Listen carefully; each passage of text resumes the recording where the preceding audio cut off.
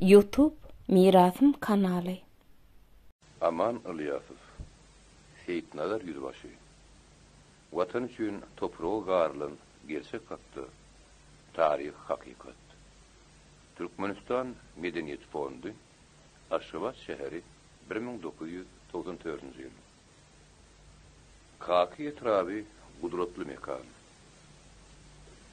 Etrabın uzak tarihinden yüzaşak olsa, onu yastık yali galın kitap yazmalı. Dünyadaki en kadimi oturumlu yerlerin biri bulun namazgı dipenin. Dünyadaki en ulu adamların, sofuların biri bulun mene baban mavzilerin.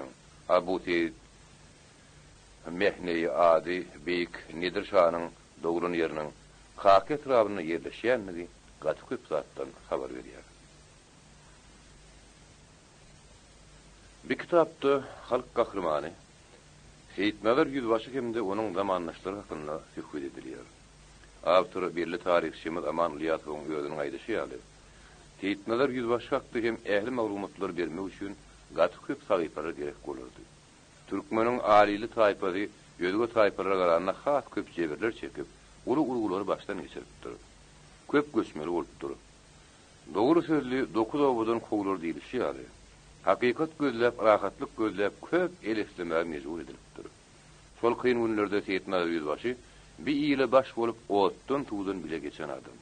Onun atyny täpçilip geden yerlerine, dönüp söwüş kılan yerlerine emele gelen netillenem Türkmenistan üçün zan çekenler köp döräpdir. Magtymly aýtmyşlar, oğul akan yerden akarmış arık. Meniň häzirki adyna gidip geçjek adamlarym hem ya kaki etrabynyň häzirki şäklerini dogulun, ya şu ýeriň suwuny içen belli adamlar. Diňe ol gelip edilenler, eýsem zehini adam kärçiligi bilen ulyla hyzmatlar eden adamlar. Täsgö kirdar, gaýgysyz Atabay, Tuhan baba, Respublika ýolbaşçylyk eden, Aýdawdy Tahir söwüş gahrymany, ulu ahunlar, mollalar Göktepe döwüşünde şehit bolan Kerim Merdi şanyň ogly. Kaki medresinde oku ilim bilen Muhammed Murad ahun, Aýdawdy ahun, Oğanbegden. Aýdawdy ahun, İşaniyaz ahun, Safar ahun, Mälikberdi kary, Haydar molla, Rüstem Hacıbay. Yıllarım may, mamuli işan uly. Bayır pedagog Türkmenistanyň ýadygarlyklarynın kişi nüfusyny ýatan adam. Medeniyet sunugat ilim adamlary has köp.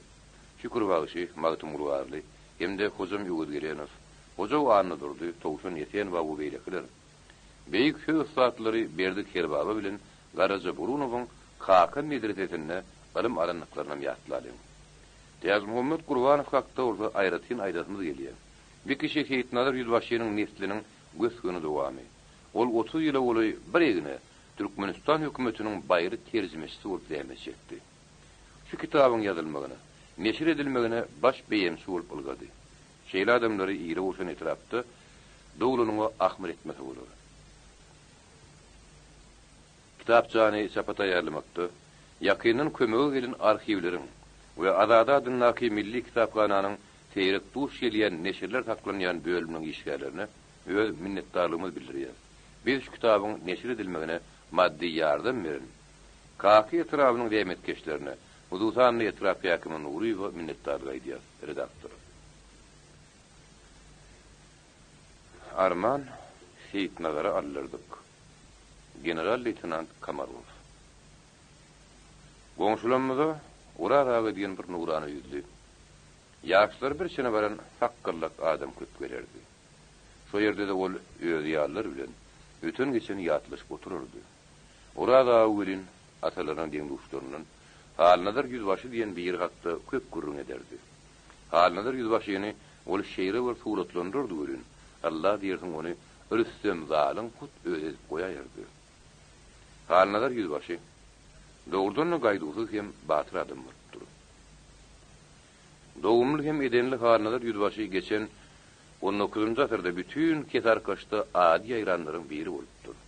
Ol şu etraplarda öz ýerine baş bolup bilýän, hemde köp görün ýaşullaryň biri hökmünde sanalypdyr.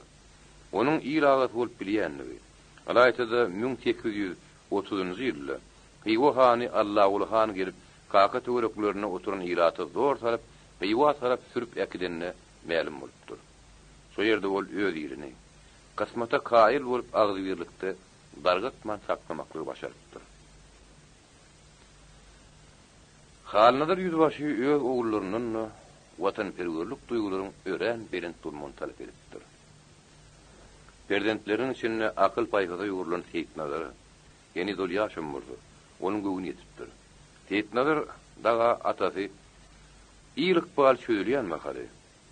Müňelçäp bir kezip bilmegi nedega eden eken. Ata pentleriniň ýene biridi. Dost bilen duşmany seljermegi başarmak häsiýeti bolupdyr. Halnadyr ýüzbaşy kimin kimdigine putu göz ýetirmezden bir iş etmekçi bolmaly däýerligini ýödünden toňkulary fargap edipdir. Ol bir gede Ýywa hany bilen şikara çykanyna aw görüp hanyň öňe taýypdyr. Muny hyzmatkarlar ýarymjaňlar bahanlap han awa bu türkmen seni hormatlamady. Oňa jeda berewer diýipdir. Han oýlanyp suwat beripdir. Hey sörütler. Onuň batyrlygy seň hiç biringizde ýok. Şeýle gaýdusy ýekezi etgerim bolan bolsa, bu dünýäden armanyny giderdim. Hanyň awyna bilen batyry öldürüp bilmen nipdirdi.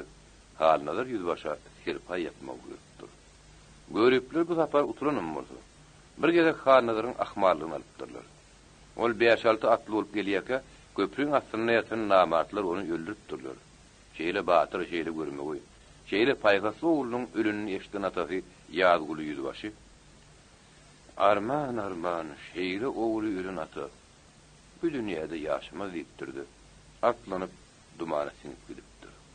Şondan soň ony gördüm bildim diýen bolmandyr. Halnadyr aganyň ýygyny alyp götüren Seyitnadir ýüzbaşy atasynyň wesiýetlerini dogry berza etmegiň uğruna bolup ýörünni onuň obuduşlar göz ýetiripdirler. Şonuň üçin ol ýyl içinde tiz ady uğratdy. Orada ýynyň bu ürünleri biziň üçin giden bir riwayet bolan soň bulugy diýsen ýakymlydy. Ondan beri ýem 40 ýyl gowrak şemet wagt geçipdir. Emma özüme orada aganyň ajaýyp keşfini gözüňe getirişim ýaly. Seyitnadir ýüzbaşynyň ýyly. Onuň atasynyň är kişiler bolanyny gozalaň sözleri bilen şenip bilýär. Orada Seyitnadir ýüzbaşy ulylyň agasy diýen sözü köp gaýtalardy. Aýdysy da bar eken. Bir munyň hoş şeýle bolanyny ýalgyz çeşmeleri içkin öwrenmezden soňra hasa gödýärler. Seyitnadir ýüzbaşynyň gaty daýaw adam bolanyny bilen gürleşip gören adamlaryň bar tatbiqlaýar. Harbi ýatlamaryň birini ol hakyky Gerkules diýen titirler bar.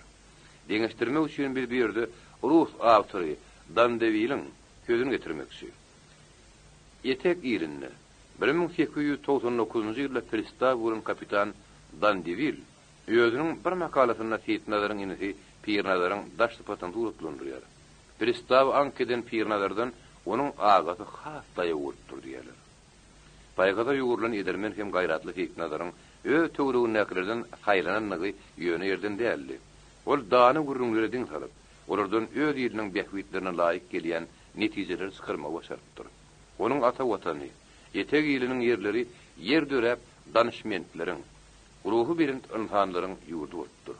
Beýik ýüpek ýolunyň uğruna ýerleşen Abwert, Bauer, ülkemiziň meden merkezleriň biri bolupdyr. Bawerde teljuklaryňdy. Keýmir atanyňda ýigitleriniň ýol düşüpdir.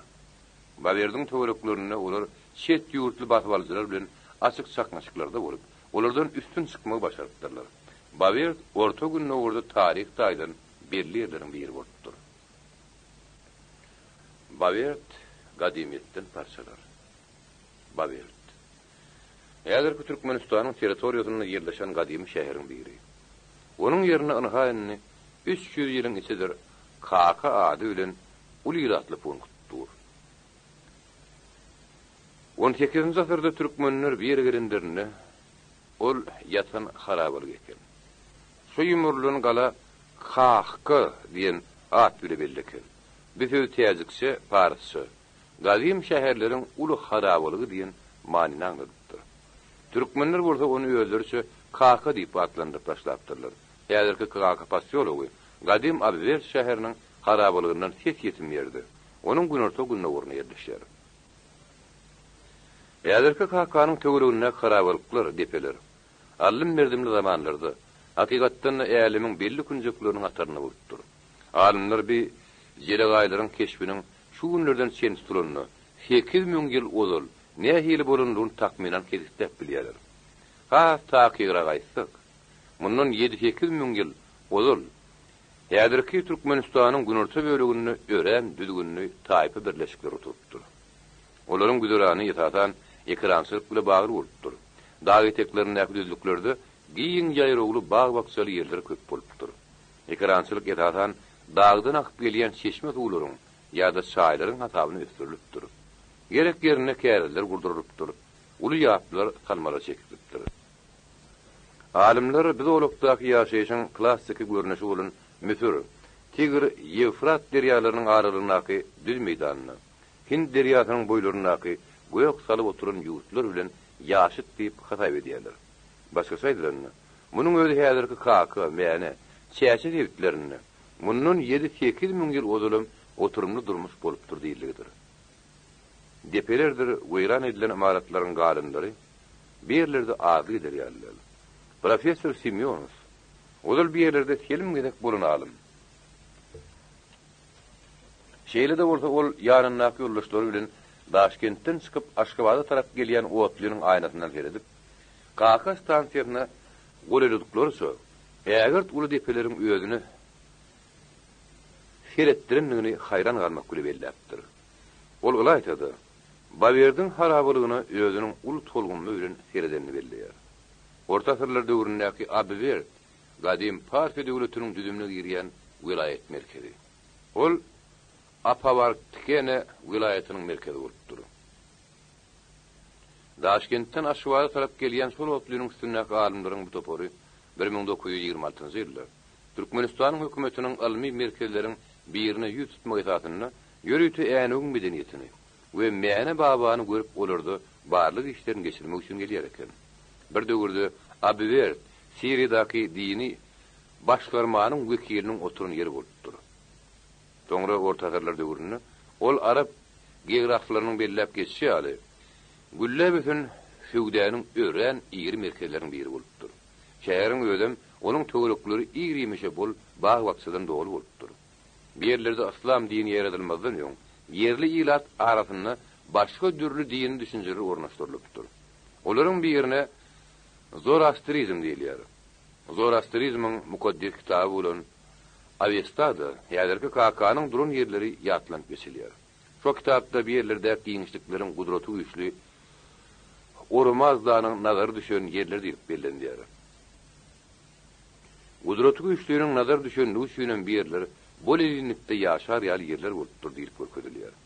Şol kitapda Marau ýa-da Mauru ýa-da Marwuraýatyna degişdirýärler. Wekeretem ýa-da Kaka etrabyna degişdirýärler. Verkana, Hazar deňiziniň günorta günnäwir kenarlarynaky ýerler ýaly gadimy administrasiýa dowlaklaryň atlary tutulup geçilýär. Kakanyň töwerekleri asla tutuş etek, onu da ýerki zamanlaryň ýadygärlyklaryny ýurdudyr. Ma'lum bolşy ýaly patriarhal abşenaçylyk duýgunlarynyň höküm sürýän şertlerini ýaşaýyş şaýlar gözümizin öwrenişen aýry-aýry hoglular ýaly däldi. Bir bastyrmanyň aşagyna, bir owa ýerleşer ýaly köp otogly hanalardan awarat bolupdyr. Şo otoglarda uly maşgalary ýaşapdyrlar. Ulu patriarhal düzgünleriň alamatlarynyň biri de şodur. Şonuň ýaly oturumly ýerleriň iň ulularynyň biri de namazgy depe bolupdyr. Görnükli alim Pugachenkowanyň tasdiklamagyna görä, ýa-da Kaka raýonynyň territoriýasynda ýerleşen ýadygärliklerde öz boluşly aýratyrlyklaryň alamatyny görmek bolýar. Arkitektura nukdanazardan şol ýadygärlikleriň uğry ne Taharistanyň ne de Xarezmiň binakäçilik uğurlaryna meňdeş. Arkitektura mektebiniň häsiýetine ilmi baha bermek bilen alim Parfi döwrüniň binakäçilik sunugatynyň has ösünligini belleýär. Apavertikeniň Parfi medeniýeti bilen tepleşen döwri ajaýyp stilleri ören öňe süren eken. Sogduň, Demirgalyk Türkistanyň, Semrez, Fergana, onuň bilen beýleşir çak bolmandyr. Biz medeniýetiň bir uğry, ýagny binakäçilik sunugatynyň Kaka etraplarynaky ýerlerde 103 derejede aktak gürrüň golgudyk. Egerde medeniyetin käbir beýlek puduklarakdy ýaşdy. Onna etek yerleriniň gadymiyetde belli ýylgallaryny görürüz. Asla medeniyetin orta demesberlerini alnanady. Türkmenistanyň günorta bölügünde Huzurtan aýdanyna etekde sallamly merkezleriň bolunmagyny bellemek bolar. Mysal üçin orta asyrlarda görünýän Bavert şäheri.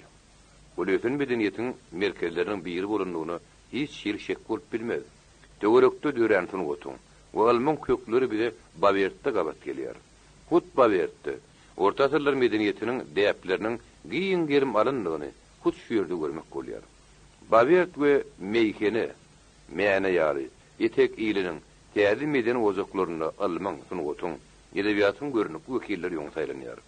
Merhum alim Sary Durduýew, çet ýurt dilleriniň bir näçeni kämil derejede bilen soň. Gadymdan galan kitaplaryň üstünde aksam oturup barlyk işlerini geçiripdi. Ýören wehinli gödäme söýür alimyň bile goýup giden bir barlygy häzirki zaman ilmi sündýän gymmatly. Ol özüniň bir saklanjy kitabyny orta asyrlar döwründe häzirki Türkmenistanyň günorta böleginde ýerleşen şäherlerde hem owalardy. Azaýyp söz ustatlarynyň döredüjilik işiniň rawaçlaryny hakda gyzykly maglumatlar berýär. Şahirleriň döredüjilik işi esasan fars diline bolupdyr. Durduýew bir de enseme şahirin Merwezi ýa-da Abiverdi ady bilen şular döredüjiliginden habar berýär. Eger biz milleti boýunça olar kim bolupdyr?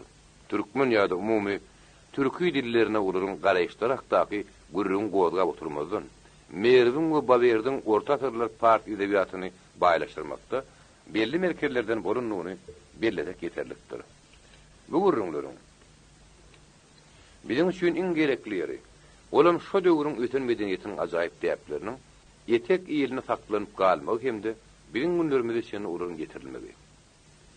Bavert meýhene medeniýetiniň iň ulug wekilleriniň biri Abu Sagid Mehney bolupdyr. Abu Sagid Fazlullah Abul Hayr mäne owazyny derman satýanyň maşgalatyna eneden bolýar. 1908-nji 1909-njy ýyllar. Şahirin önüm ötün yeri mäne owazy. Ýogulun ýerde şol owazy. Başlangyç bilimi ol öýel owalaryny alýar.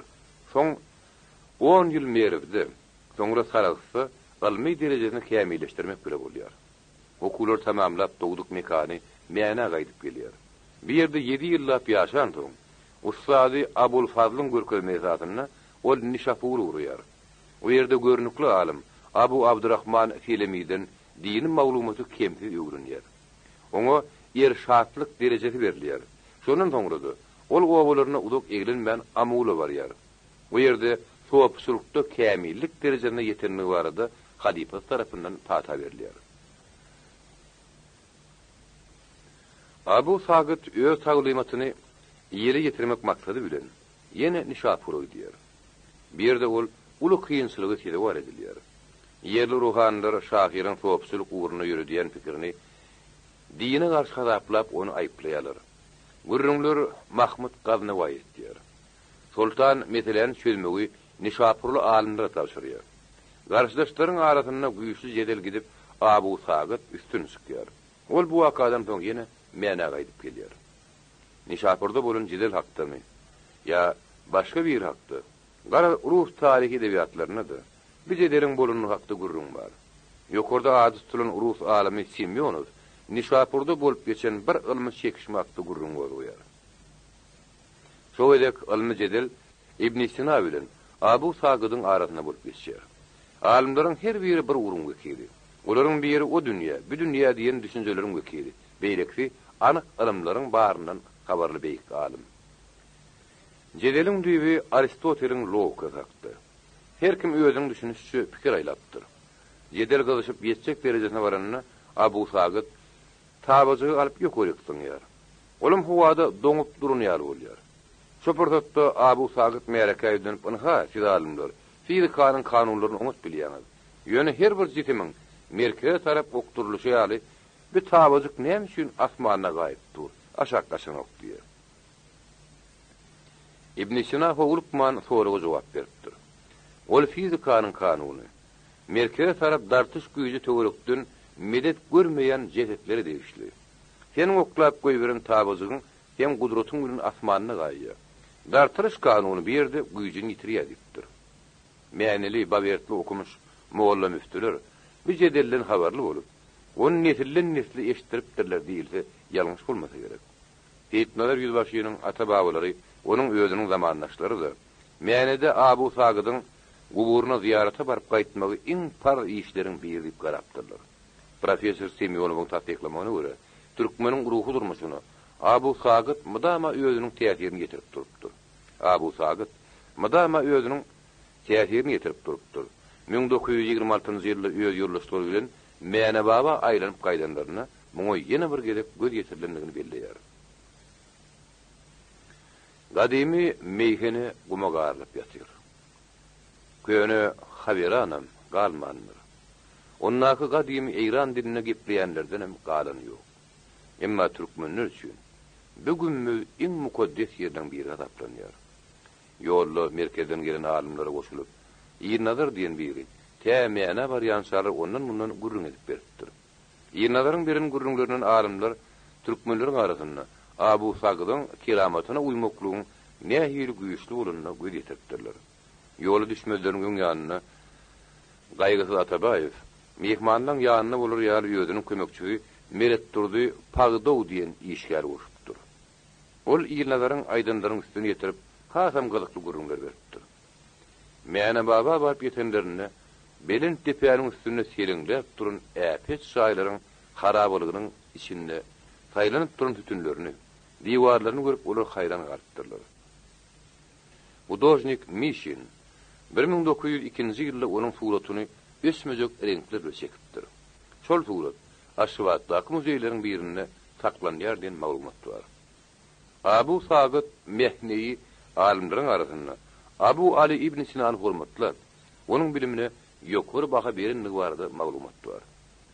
Ali bin Muhammed İshak Enweri Abu Verdi 12-nji asyrda ýaşap geçen ustaz şahyr, görnükli astronom. Ol guruply maşgulata öňüpdir. Kakawy köşk hyzmatkary bolupdyr. Käbir maglumatlary görä. Mäne ol ýerde bir dene owasyna eneden bolupdyr. Ol başlangyç bilimi öýel owalaryna mektepde alýar. Soňra Tus şäherini okuýar. Şu ýerde Sultan Hanzara gabat gelmek oňa mesel edýär. Onuň Sultan Hanzaryň şanyny düzen owadaty hükümdary ýaratdyr. Enweri Balyk, Saraq, Haredim, Nişapur, Bagdad, Mosul ýaly meden merkezlere tiýak edipdir. Baran ýerlerine köp zatlar görüp, olary özüçe baha bermekle ýaranyşypdyr. Sultan Hanzaryň Haredime tarap hüjümi wagtynda Enweri onuň goşunlarynyň içinde bolupdyr. Hazarast şäheri iki aylap gabuwdy durupdyr. Şahyryň göz ýetimi hassa giňelýär. Enweriniň eserlerinden Hindistan, Eýran ýaly ýurtlarda ýaýramagy da onuň giň düşünjeli şahyr bolanyny tasdikleýär. Enweri Abu Verdiň eserleri Peterburgda bir näçe ýerlik çap etdirilipdir.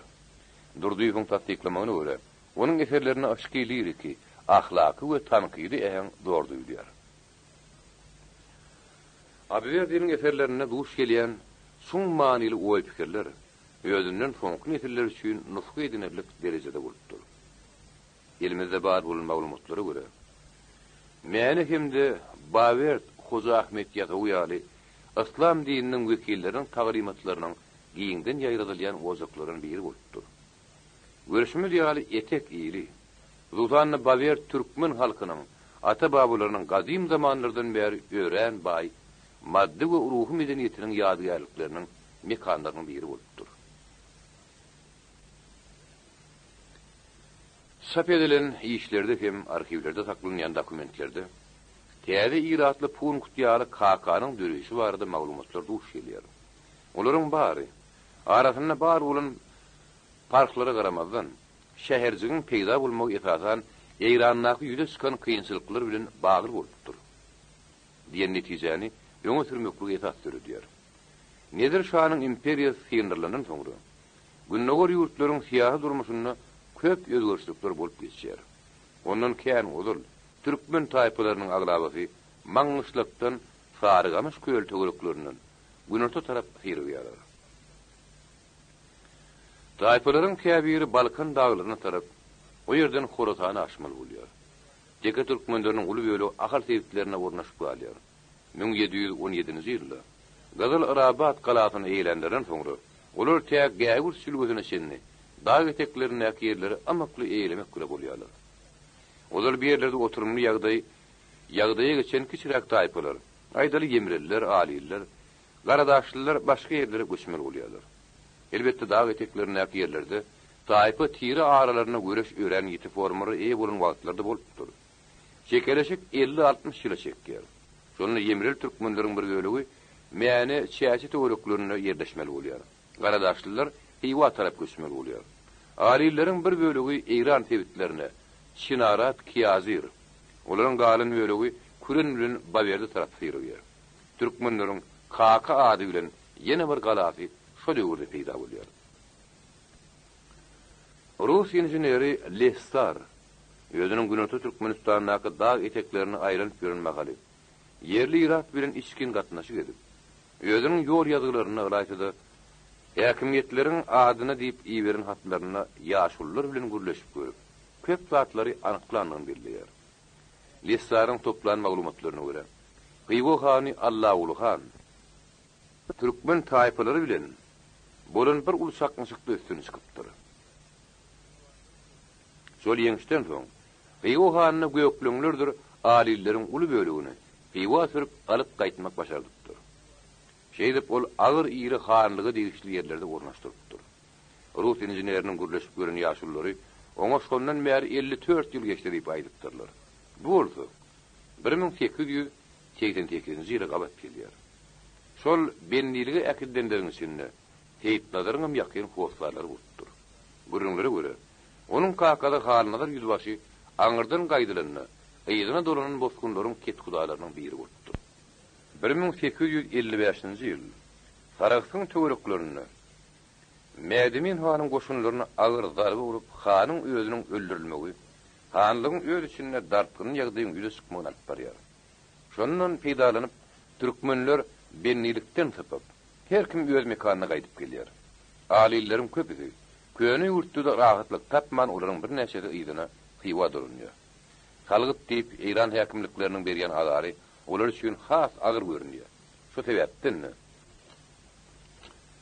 olar 1873-nji ýyla çenli, ýagny Ortiýetiň Hywany basywaran döwrüne çenli.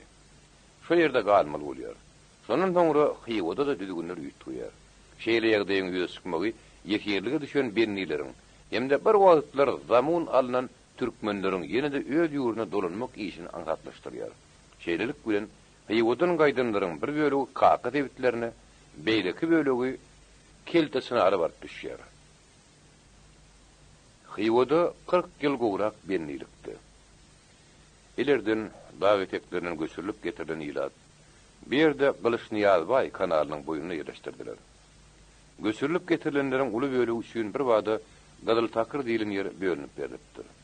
Ekrançy üçin şo ýerler odýan oňoýlum däl eken. Emma dağ alasy bolmanyň berilen ýer bilen oňşy etmeli bolup durur. Beýdoluk ýaplaryň aýag uzunyna ýerleşen ýerler bolan soň suw ýetmezçiliginiň howpymy da duýulyp durupdyr. Türkmenleriň Gadal Takyra düşen şo bölegi hanlyk hökümetiň bölüp beren ýerlerine olar taýpy ýer diýip garapdyrlar. Şol umumy ýeşilikdäki ipadatlanýan ýerleriň uzundan her hozalyga 4-5 tanap ýer düşer ýaly edip paýlanyp berilipdir. Hywa göçürilip getirilen aliller hakdy. 19-njy asyrda Rus ýagatçylary, paşanyň gullugyndaky şinowniklary we täýin maglumatlar galyp bilipdirler. Kapitan Muravyev geçen 19-njy asyryň başlaryna Hywa hanlygyndaky ýagdaý hakda maglumat toplamak maksady bilen ýurda aýlanyp görüpdir. Hywada oturumly türkmenler hakda Muravyev olaryň sanynyň üýtgäp durunyny hakdaýdyr. Munyň özüne görä sebäbi bar. Türkmenleriň bir näçediniň o wagtda hemişelik ýurt tutulmak niýetiniň bolmanyny sebäpli. Hanlygyň territoriýasyna gelip gidýänler az bolmanyny. Olaryň köpüsi ekrançylykly zorluk bilen degişip durun. Gum eteklerini ornaşanyny kim görmendirler. Muňa aramazdan ondan mundan göçürilip getirilen ýa-da ýöpey wagtyna göçüp gelen türkmen uzurklarynyň kim-kimden oturumly hale geçip başlanyklar hakda maglumatlary köp duş gelmek bolýar. Emma şu oturumluluk durnuklu häsiýetde bolupdyr diýip tasdiklamaga da dogry esas ýok. Alimlaryň habar bermegine görä, türkmenleriň oturumluluk ýagdaýy köpülen ýurdun içindäki ýüze çykyp duran fiýahy dartgynlyk bilen bagly bolupdyr. Weinberg'e ýaly käbir kynsa adamlar türkmenleriň aýry-aýry taýpalarynyň wekilleriniň Hariyetimin şehir iyillerine amakly siňip gidenliklerini bildiler. Şoraň arasynda ol aliler, yemreliler hemde göýöklüňler ýaly taýpalaryň wekilleriniň tüý şäherli bolup gidenliklerini tapýar. Emma tutuşlaýyn türkmen taýpalarakda gurrun gowlulyny. Olaryň bir ýerlerde öz şäherjiklerini döretmeklige tarap fiýnanyşgam etmänliklerini görmek bolýar. 19-njy asyryň ortalaryna ýagdaýa baha bermeli bolanyny, hut şeýle bolanyny bellemek bolar. Bir ýagdaý alileri de gösgüni degişlidir. Şäher punkty Gazyl Takır tebitlerine döredilmek mümkin ýaly bolsa da, şol töwereklerde türkmenler ne şäher ne de gala döredipdirler. Her bir türkmeniň aňyna ornaşan zat ýer kerekininki. Ego hanynky diýen düşünje. Ýerler hakykatdan hana garaşdyrdy. Kim ol amanat ýerlerde kerpis galdyrmaga milkeder. Şonuň ýaly ähli hukuklardan mahrum edilenler arasynda alilerden başga da göýöklüňler hem mekiniler hem bardy. 1842-nji ýylda Heýguda türkmenleriň, şol sanada alileriň häkimetlerden ýer alyp hökmani salgytlary töläp duranyny. Her 3-4 hozurlukdan bir atly çykarmaga mejbur edilenligi belirlenip geçilýär. Şondan 10 ýyl geçen soň Gazyl Takyrdaky ali türkmenleriň 30 tanapdan 94 sany atlyk ýerleriň bolanyny görkezilýär. 1270-nji ýylda 30 tanapdan 315 atlyk ýeri bolanyny belli. Beýik Gazyl Takyrda hem Gannam galada şeýle bolupdyr. Heýgo topragyna göçürilip getirilen türkmenler bir ýakalarda daýhan dämetiniň nähil agyrlygyny gösgüni göýdiripdirler. Ata-baba şu ýerlerde oturup ekrançylyk bilen meşgullanýan asly hariyetli ilatyň görýän görgüsüne ilerden gelenlere ýöne raýdaşlyk bildirmek galýan eken. Olaryň şu görgülere rehimleri iňip öz ýerlerinden geljek zadyň ýokdugyny göýdirýär durunym boldy. Kömegi gelmäge hemişe taýýarlyklaryny olar duýdurýan ekenler. Daýhan binneleriň paýy her günne 3 kötök. Ýetse gazgyn nahar berilýänine olar geň almak bilen seredýär ekenler. Dogry daýhanlara hepde bir gerek ýetdi nahar berilýän düýgün girdilipdir. Emma onuň hemişe ýerine ýetirilmän duranyny da göçürilip getirilenler görmän durmandyrlar. Şeýlelik bilen kakaly ilata öwrünüşýänse geň müredat az bolmandyr. Olar dura bara şol hariyetli ekrançylaryň görýän güni näçe agyr bolmagyna garamazdan olaryň eýlek-göýlek gitmäge ýerlerine erkleriniň bolmaýşyny görüp hasda geň galmaly bolupdyrlar. Daýhan binnäniň bardy geldi ýeşis gaýty. O joýundan bir ýytyar çykmaga hukuky bolmandyr. Benneler her gün gitmeli işini hojoýun bilen lalaşyp durmaly bolupdy. Anha şo işleriň käbiriniň mesberi. 100 araba ders dökmeli. Bir tanap ýeri bejermeli, ýorunja ormaly, buğdaýy ormaly, döwmeli, ýygnamaly. 200, 300 uşak maly, 60-70 tane ýer şahly maly bakmak işem oň boýnunda. Kar pul ýa-da ýönmeli aýdy. Daýhan menneleri aşagyndan çykmak aladasy ýel-ýyldan kynlaşypdyr. O joýun ýeke bir daýhanyň özüden, eýdem onuň maşgalatynyň ykbalyna öýler kelipdir. Baýlar daýhan binnäniň ogluny öýrün bolup, maşgalan çykgynsyz ýagdaý ýasarypdyr. Baýlaryň gapsyndaky daýhanlaryň öz gyýdyny da erkiniň ýetmeýän halatlary bolupdyr. Kanlykda salgyt tölemek düzgünlerde bärdin baranlar geňirgenler men durmandyr. Asla salgydyň öýü salsyrny bolupdyr. Salsyrny bolupdyr. Salgydy tölemedikleri diýsen agyr jydaly gelipdir. Ony wagtyna tölemänler diýen bahany bilen hanyň hökümeti temmi bermäniň aýrgyn görnüşlerinden peýdalandylar. Käbir halatlarda salgyt ýygnamaly ýerlere ýörüte jydalandyjy atryatlar ýerilip durulupdyr. Atryýadyň peýda bolýan ýerlerine salgyt tölemeli adamlar hanyň nökerlerini ýallamagy borçlu edipdir. Olar öňte salgyt tölenýänçe günäkäriň öýüne goş basyp ýatmaly bolupdyr. Halis bolmadyk wagtynda goňşy bolanlardan ýa-da dogun garnaşlaryndan kimdir bir ýere çykyp garamaty öz boýunna alyp, oňa arka duran bolup salgydy diýär. Daýhan gurgul bir adam tapyp beýleksine ýoluýar. Ol özüniň penakärining ömrü diýençe hyzmatyny etmäge kaýyl bolmaly bolýar. Hojalygyň ýeke bir gurulşygyna da däl. Eýsem onuň häsiýetini nedir? Etek ýylynyňky bilen Haryadym welaýatynyň arasynda fark bardygyny ilerden gelenler dura bara aňyp uğrapdyr.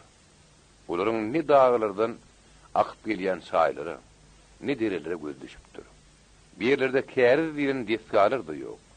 Olaryň deregine uly zykyrlar, şorap ýatan meýdanlar, ululy kesili köýler bir ýerlerde näçe diýen bolupdyr. Ilerli ýylat Haryadymda gaza haşar işleriniň geçirisini görýärler. Nähir göz gynyp, nähir ýelkenç. Her ýylky gaza işlerine gatnaşmak garyplyň paýyny düşen towuk bolýar. Yetek ýylynyň gelenler bir ýurtda garyp adamlar bilen bir gatarda baýlaryň bardygyny görüp aralaryndaky farkyň beýsak uludygyny görýärler. Ýylatyň garyp gatlaklary usurdy köp hem olar halis düşen huzurluklar. Edil şolaryň oglaryny baýlyk ummaty uly bolan hojaýynlarda görýärler. Garyplaryň içinde bir watan, ýagny ýersiz malsızlardyr. Öýsüz ýuglarlar da köp. Obrun bir näçeden duş gelýän ýarymçy diýip atlandyrylýan gatlaklar da az gider ýalylar. Ýarymçylar köplüň döwlet ýerlerini kärinetine işläp güdaran götürler. Olar huduty mülklerdi, hatda wakf ýerlerine işlemel bolupdyrlar. Gyýwa handygyny beýsap köp gullardyr gyrnaklar işlediripdir. Muny görün ilerli adamlar Eýranlakydan gowlugy ýok ekenini netije getirdiler. Elimizde bar bolan maglumatlar alilleriň Amy derýanyň aýagy uçlaryny, derýanyň şep kenaryna topok bolup oturunyny hakynda habar berýär. Olardan hatda derýanyň sağ kenaryna, ýa-da 4 gülüň töwereklerini mesken tutup oturunyny bilýär. Rahimhan döwründe alilleriň bir bölegi Uygur kanalynyň boyundaky ýerlere göçürilipdir.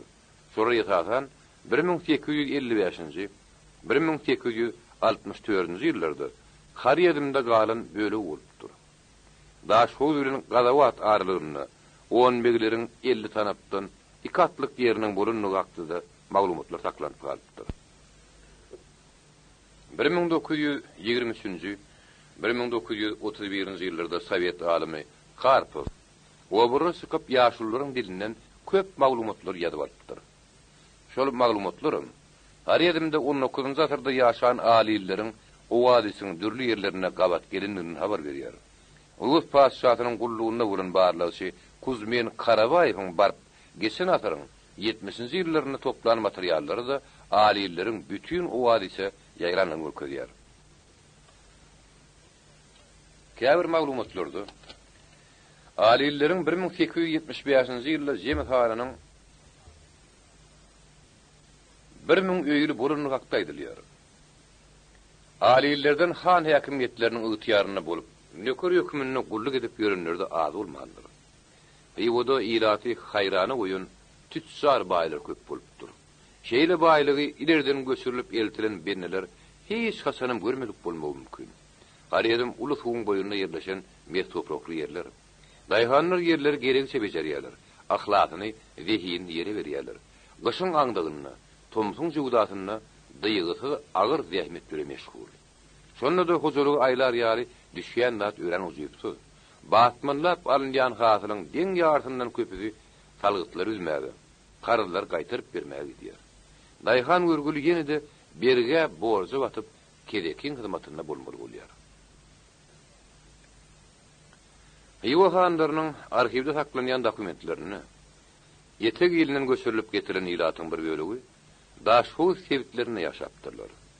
Şeýle 2 tane uly bölekde geçen asyryň 50-nji ýyllaryň başlaryna çenini ýaşapdyrlar. Soňra olary birleşdirip Şamrat kanalynyň ýokary bölegini Gyzyl Takra goly ýerde ýerleşdiripdirler. O ýerlere geçmeýän galan bölegi öňki Kılıçny ýazbay kanalynyň boýuna galypdyr. Kuzmen Karabaýewiň toplan maglumatlarynyň arasynda bir hadise biziň üçin elbetde gazyklaryny döretmän durmaýar. Rus häkimiýetleriniň tapşyry boýunça etek ýerine aýlanyp çykan Kuzmen Karabaýewiň aýtmagyna görä 1855-nji ýylda Saragys töwereklerini Mädemin hana türkmenler uluzlar vurdy. Hanın goşuny derbi dağın edenlerden soňra alili türkmenleriň bir bölegi dowduk mekana etek ýerine dolanypdyr. Olar Xiwodan gaýdyp gelen soň Bawer töwereklerini ornaşdyrdylar. 1869-njy ýylda Daraýgyň hany Halis goýman soň ýene de Harýadym ýerine dolanyp barmaly bolupdyrlar. Şu masalyň özü Harýadym owasyna ýerleşdirilen türkmen ilatynyň alaýçada alilleriň üýtgözi bir ýerde şol bir näçe ýüdeýli bolup ýaşanlyklaryny habar berýär. Olar oňa-moňa göçüp gönüp ýörmeli bolupdyrlar. Ozurklaryň sanyna bir durşunna bolmandyr. Şu maglumatlar Sowet alimi Karpowyň 20-nji 30-njy ýyllarda ýyl içine çykyp toplanan materiallaryny esaslanylsa dogry. Ören ýagtybarly bolanyny görmek bolýar. Aliller Bawerde dolanyp gelenlerini Xiwoda galany bar ýok 60 huzurluk bolupdyr. Şol böwregiň başynda Awa ýüzbaşy durupdyr diýilip şol dokumentlerde bellenýär. Etekden ikinji gerek Xiwoda dolanyp gelenlerini olara ýene de gyzyl takyrdan ýer beripdirler. Olar şo ýerlerde garyn 60 huzurluk boldy. Amy derýanyň sağ kenaryna hatda hakyky 4 gül sebitlerini göçüp barpdy. Ötýärmizde bolan ýazgy çeşmelerini salgylanyp, Türkmenistanyň günorta böleginden Harýadym owasyna göçüp gelen türkmenleriň etnik toparlarynyň mehinleriň de bolanyny görmek bolar. Olar o diýen köp sanyny bolmasalardy, özlerine müdümlük ýaşar ýaly ýer gözläp ýören türkmenler bolanyny bile belli. Käbir maglumatlary görä, mehinliler Ýygo topraklaryna geçen asyryň 20-nji ýyllaryna göçüp gelipdirler. Ýene bir maglumatlary görä, olar soňrak 40-njy 50-nji ýyllarda göçüp barpdyrlar. Her halda olaryň Xiwoda bolanyny hak, öýlerde ýylanlaryň töwereklaryna oturupdyrlar. 1855-nji 56-njy ýyllarda Harýadymda türkmenleriň gowlulygyň mewzurun döwründe olar Tezen derýasynyň ýokary akymlaryna ýerlere göçüp gelýärler. Hem Daraýgy häkimetleri azar berip duran soň 1870-nji ýylda ýene de Xiwoga göçüp gelýärler. Görüşmeli ýaly hiç ýerde de abadlyk ýok. Nira barylsa da zorlukdur sütöv.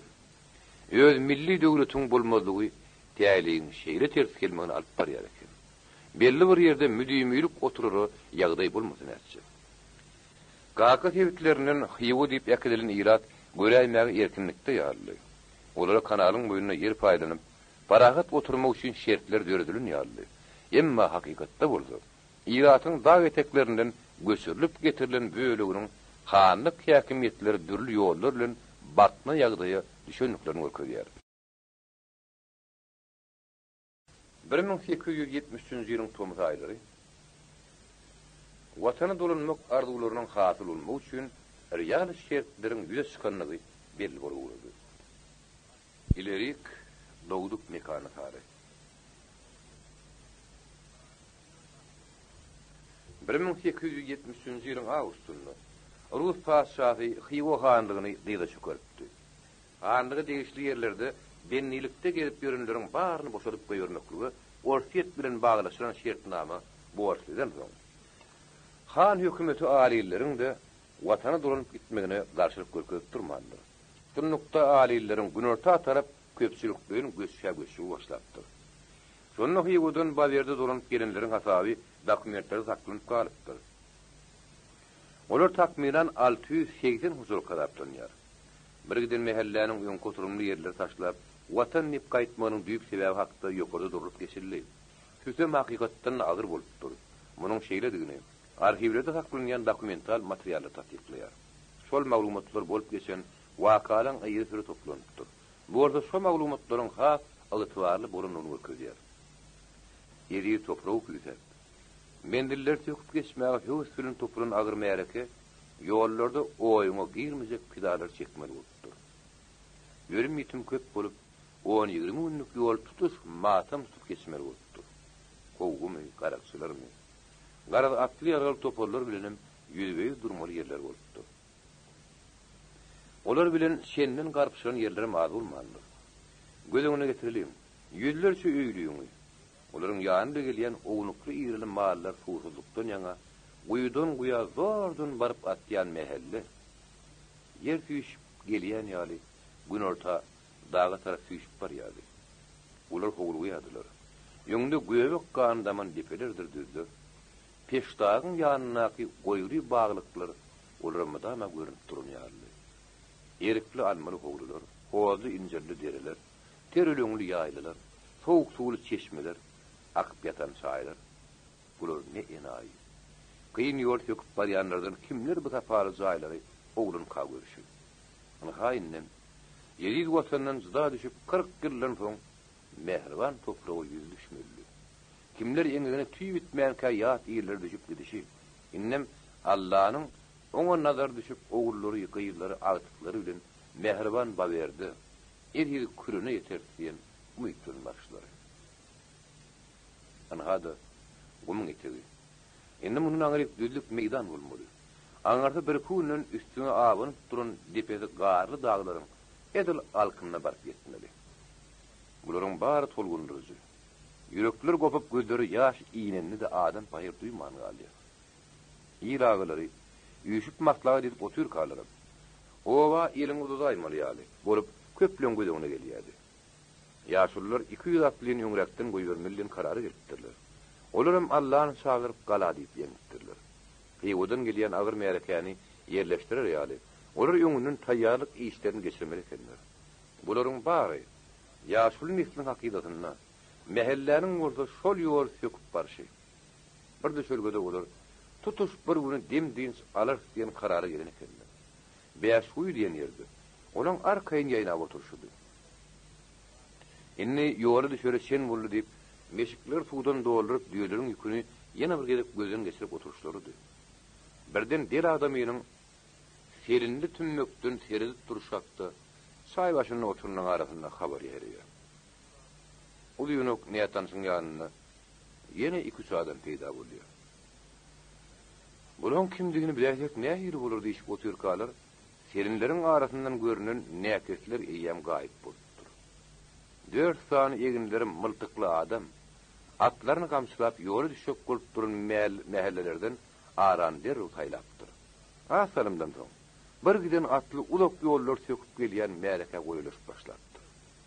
Atlylaryň eýri üzleri ýalylar. Olar 300-üň 400-üň şenini ýaly.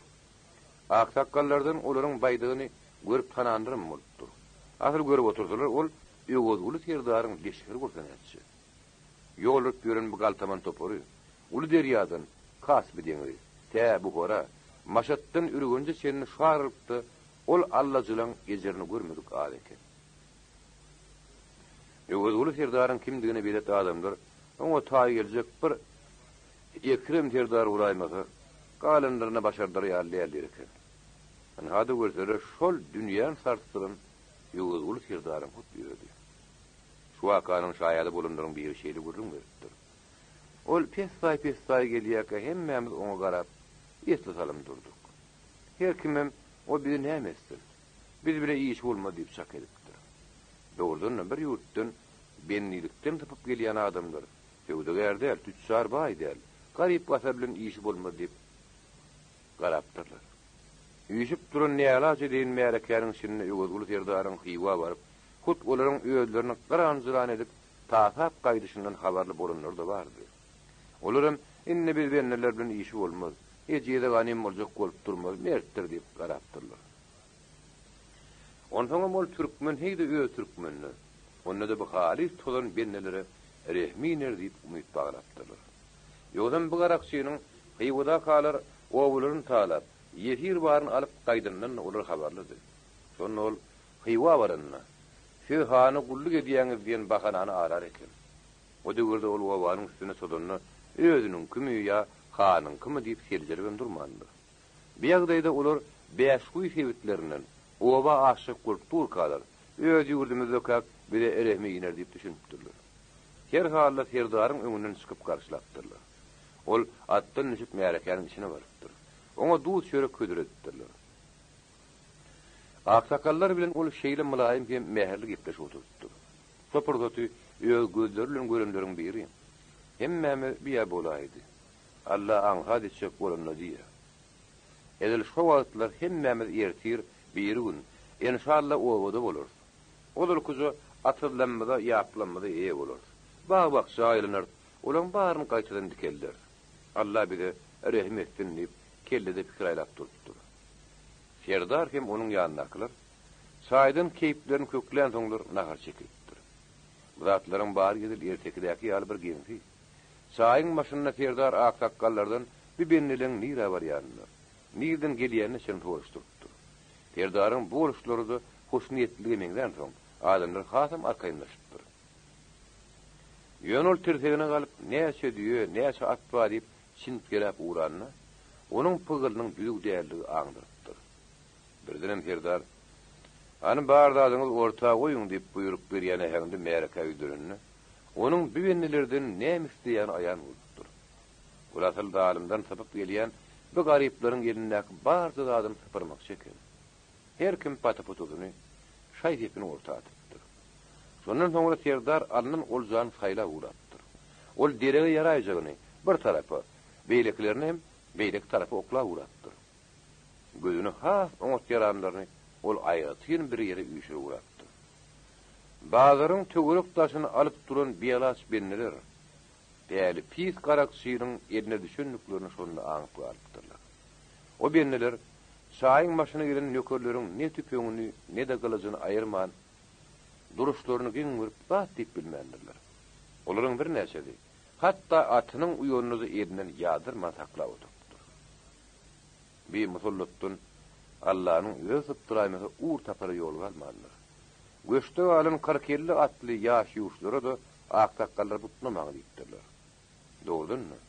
3-400 atla olaryň täredip biljek gumany ýokdur. Garakçylar taptaýýar bolup durdular.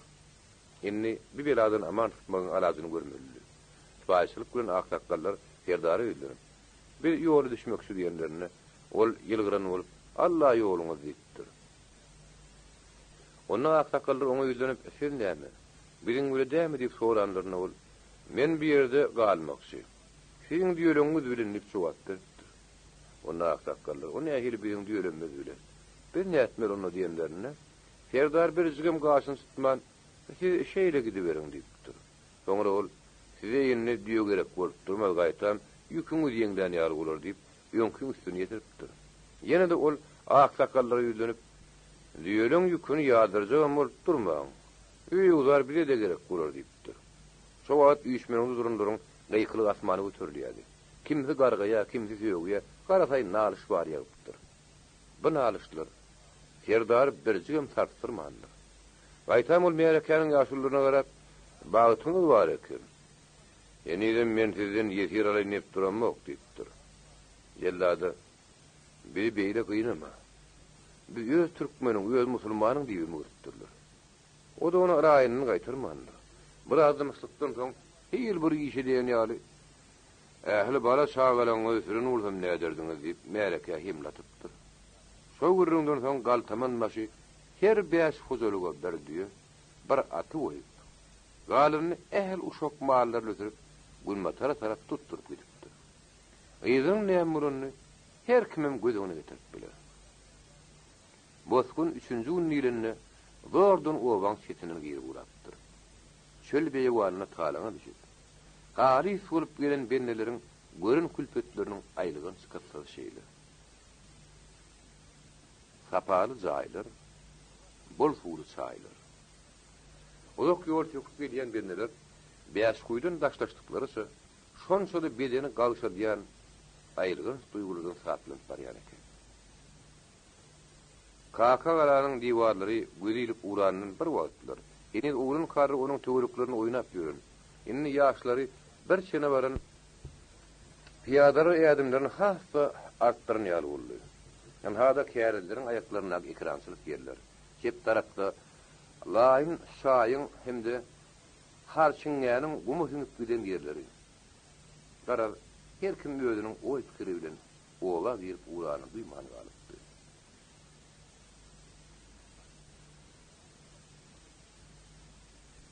Dağ eteğinden oğulur, ak ekindi gök bakçalı yerler.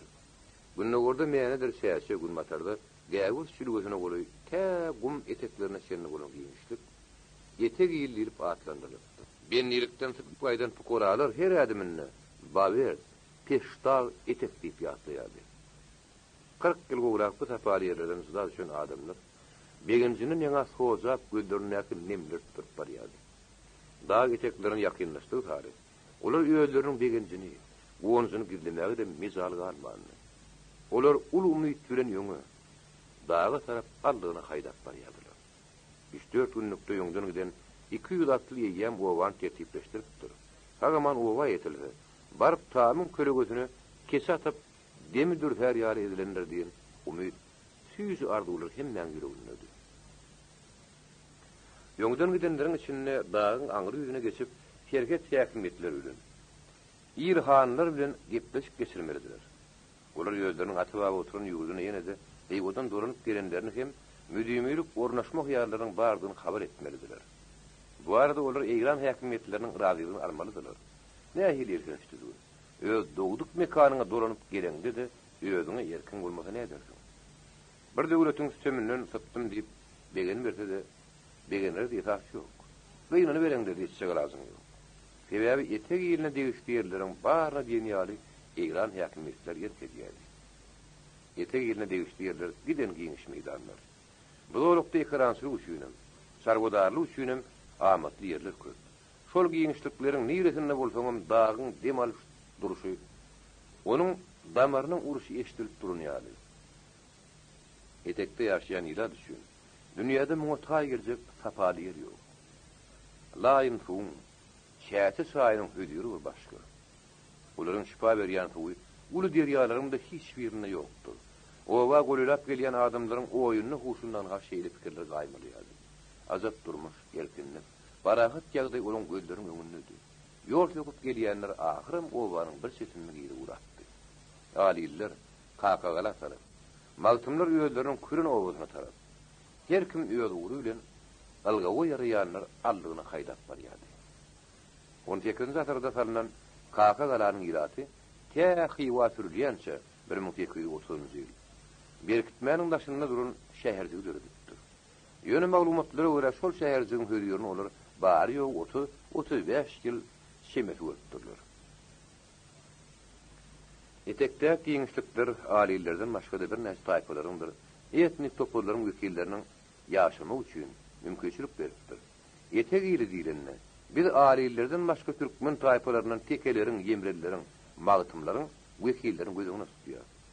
Teke türkmenleriň etekde peýda bolmagy, Ezafan Murwat derýasynyň aşak akymyndaky zowlaklaryň göçüp gelmegi bilen bagly.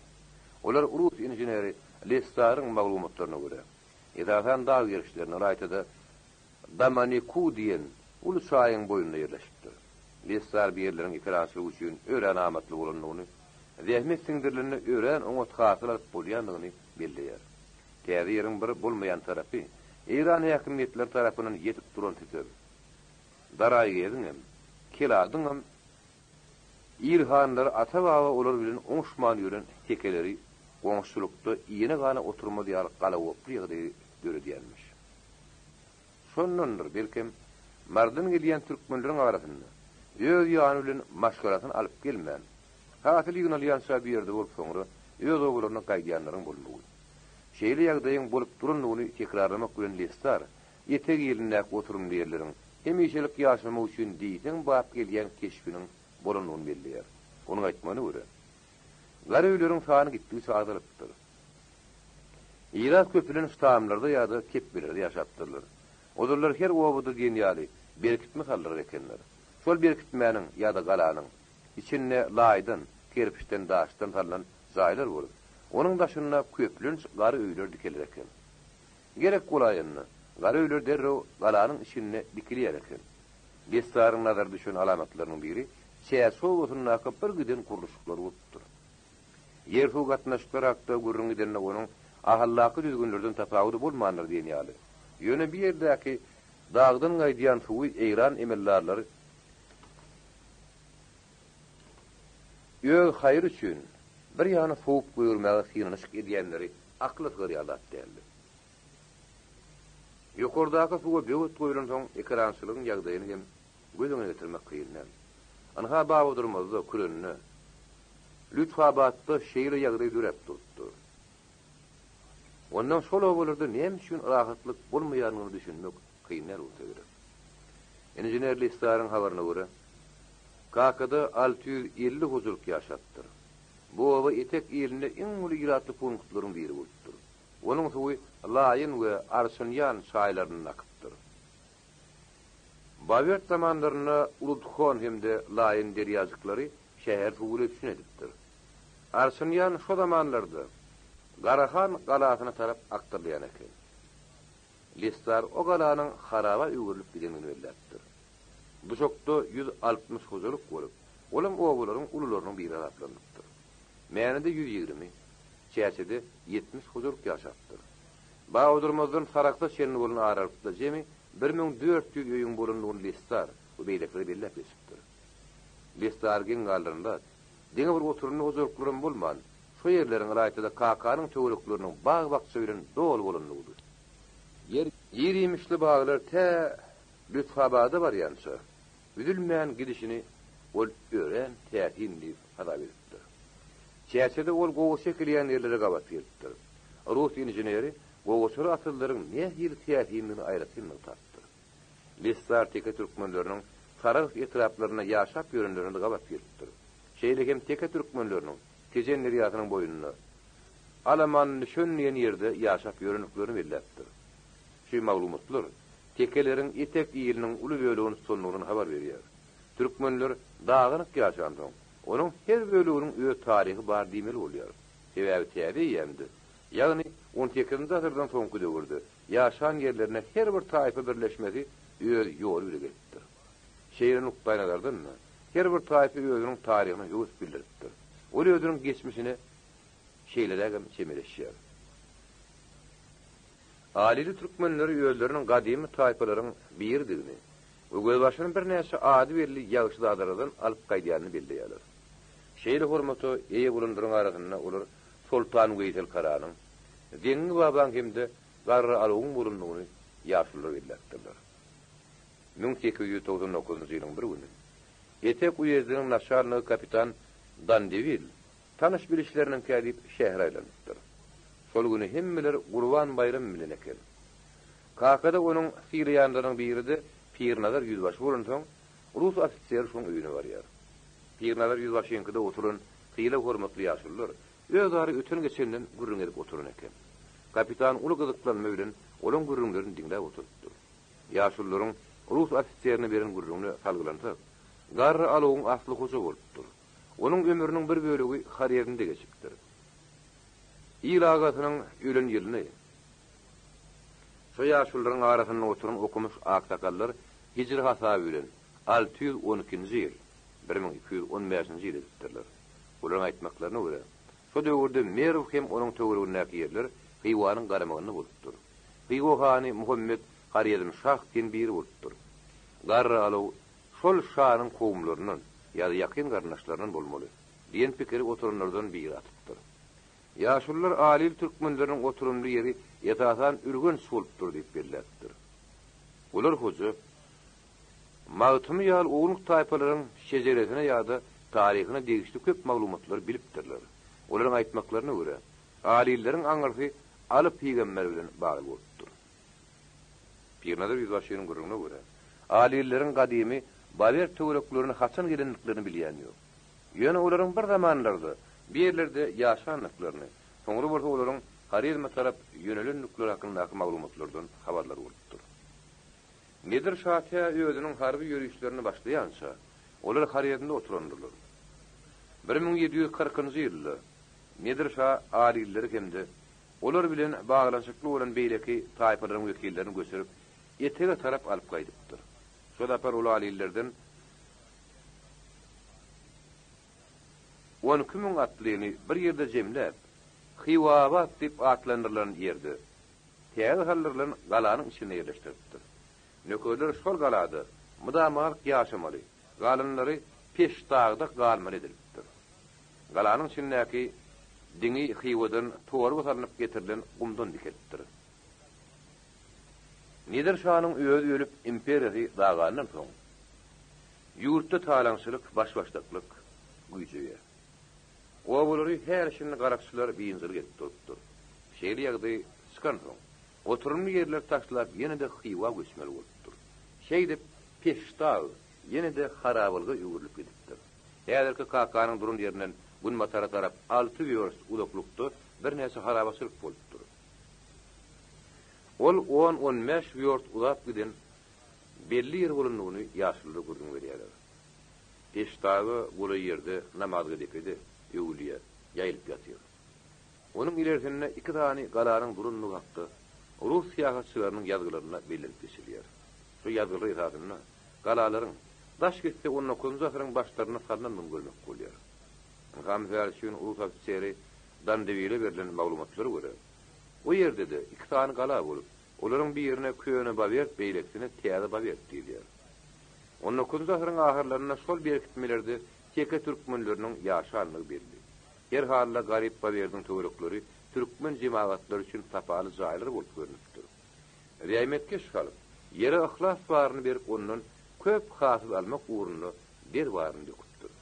Sonra olar üçin berleriň hödüri apaýr bolup görünipdir. Jaýlardan akýan suw, mesturhukly ýerler, giň öwre meýdanlary, etek ýyl üçin bagasyny ýetip bolmajak eşli taraplardyr.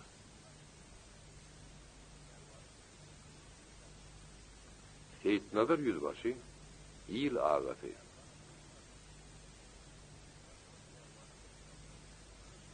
Seyitnagar ata çykanna, atçana ol üstünde oturanyň ýönümini däýerligini aňýan eken. Hakykatdan ol äfetleriň biri bolupdyr. Her ýerde bolsa ol uly göwresi bilen märekäniň içinde saýlanar durur eken.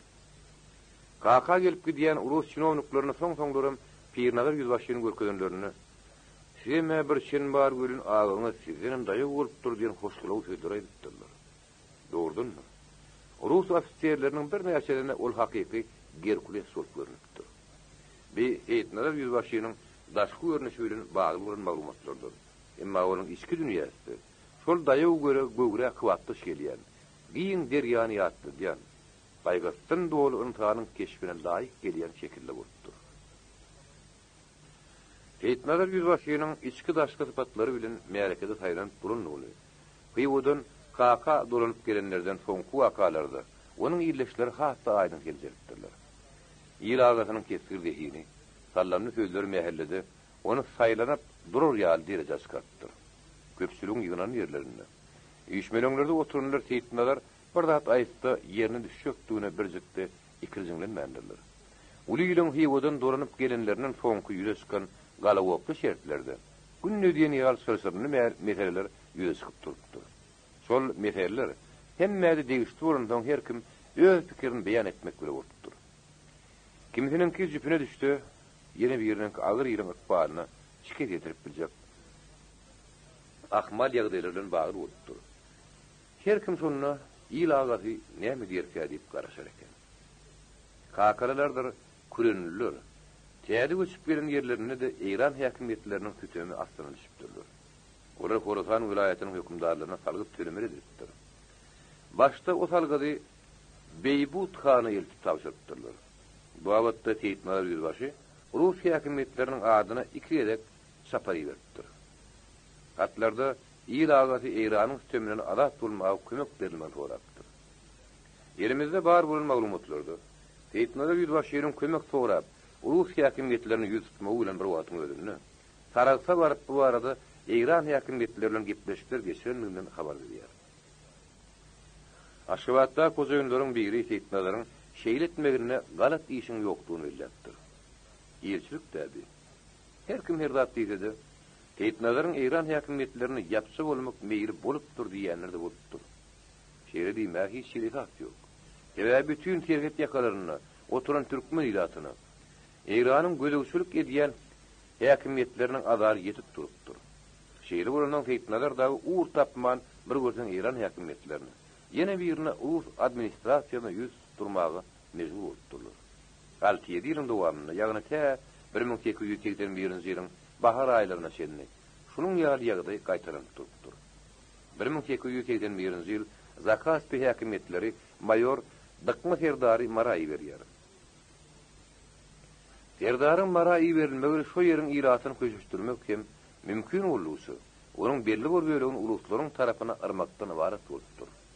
Zakaspi ozaýynlaryň büýümşüni ol höwes bilen berjä edipdir. Ýollar Seyitmalar Yüzbaşynyňkyda mihmançylykda bolupdyr. Dıkma serdar şonu Seyitmalar Yüzbaşynyň öz ýerine sarpadynyň ýetikdigine hassa göýdetdi. O ýerlerine adamlar bir ýere ýygnanyşyp, hemmeleri degişli meseleler hakda pikir alışma düzgünü atyp dowam etdirýändir. Käwatlar ýürütü ýygnanyşylmasady. Adamlar ýöneköy maslahatlarynda gatnaşypdyrlar. Onu her kim öz sözüni arkaýyn aýdyp beripdir. Şonuň ýaly o maslahatlaryny arkaç ýeriniň goňşy döwletleri bilen ara gatnaşygyny degişli gurrunlar hem orta atylyp durupdyr. Şonu Seyitnazaryň aýdýan oturumlaryň aglabasynyň pikirini jemläp bilýän ýylbaşynyň sözü hökümini akar edýän ekan. Ýaşullardan aldan maglumatlardan çen tutsaň, Seyitnazar ýylbaşy ýyly özüne garadyp bilenleriň biri bolupdyr. Biri Seyitnazaryň Aşgabatdaky häkimetler ýazan hatlarynyň 15 tanysy bar. Suatlaryň ähemi etek ýylyndaky fiýafi ýagdaý ara alyp maslahatlaşyryny, olaryň mazmuny märekede açyk beýan edilýäni meňzeýär. Şeýle Aşgabatda kozaýynlardan gelýän jogap hatlar munyň uç şeýle bolanyny görkezýär. Hatlaryň mazmuny ýylen gildenlen bolsa, onda ýyly bir adamynyň agzyna garadyp bolmazdy. Türk alimi biziň zamanlaşma professor Mehmet Saray özüniň Türkmenistan imperializm zamanynda diýen ilmi işini Türkmenlerdäki töreçillik düzgünüň milletiň özü üçin öýren uly praktik äýmetiniň barlygyny bildirdi. Hakykatdan Türkmen taýpalarynyň bir näçelinde töreçillik düzgünler taýpa tirejeklerini, hatda onuň daşgary ýagdaýlarda da köp türlü meselelerin göwüne içedilmegine ýardym edipdir. Ýöne töreçillik düzgünleriň diňe birek düşünişmek ýagdaýynda mümkinçiligini unutmalylar. Ýene bir şerti. Märekede kimem bolsa, biri özüniň akyl paýgasy, gönümel sözü, açyk ýüregi, uly agry bilen tapawutlanmalydyr. Tökünede her näçe agrymly adam bolsun, ol ýaragyl tutuşyklarda ýegri gylyjyny oýnadyp bilmedi. Onuň öňe saýlanyp biljegi iki uçludur. Şonuň üçin türkmenlerde şeýle düşünje bar. Begler töreler ýyl aradasyny edip bilýän adamlardan bolar. Ýyl içinde türkmen her bir güne ýatany han edilmezden tehim bar. Ol ýöne ýerden aýdylan däl bolsa gerek. Ýyl aradasy diýen adalmy üçin adamda iň gowy sypatlar bolmaly. Bizim gürleşip gören ýaşullarymyz öz gözlerinden görmedigen bolsalar, Seyitnalar ýylbaşynyň bu şeýle ýyly galar öňbaşy bolanyny tasdiklaýar.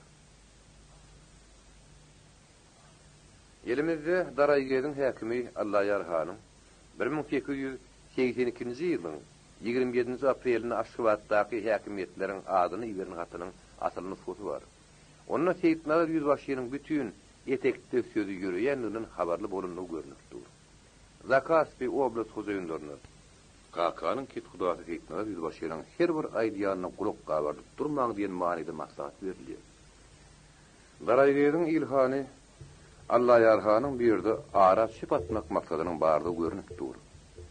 Aşgabatda hojaýynlar bilen alşyrylan hatlaryň ähleti ähemi Seyitnalar ýylbaşynyň uğur tapman öz aladasy bilen näle öz ýeriniň akbalakda ören beýinçilik ýagdaýy düşünýän öküzýär. Munyň şeýle bolanyny biziň ýaşullar bilen eden gurrunlaryndan tasdiklaýar. Seyitnalar ýylbaşy diňe bir etek ýyllarydym Mari ýyliniň nähak gan nökşükli jeňleri goşulmazlygynyň aladasy biri bolupdyr. Onuň bütün hereketleri paşa häkimetleriň diplomatik, harby, syýasy, ykdysady uğurlary, söwda gatnaşyklaryň kadr ýola goýmagy bilen bagly. Berkem ortaýyň goşunlarynyň baş ştabyna Zakaspi oblasty, Merw, Tejen, Pendi, Sarax etek barda nädürli strategik planlaryň bar bolanyny o diýen habarly bolanam däldir. Emma onuň Göktepede bolan gyrgynçylygyň gaýdyp gaýtalanmazlygynyň tarapynda bolandygy äşga görnükdir. Türkmen ýylynyň akbaryna degişli meseleleri ol ýözüniň şahsy behbitlerini goramak ýaly uğur bilen baglanşdyrmandyr. Onda hatda şeýle meselelere darazyk taýpa tirişäklerine garamaklyga da meýil bildiren ýer bolmadyr. Her bir waka, her bir hadisa ol äli halk behbitlerini aňladýan münmerden garamak başardyr.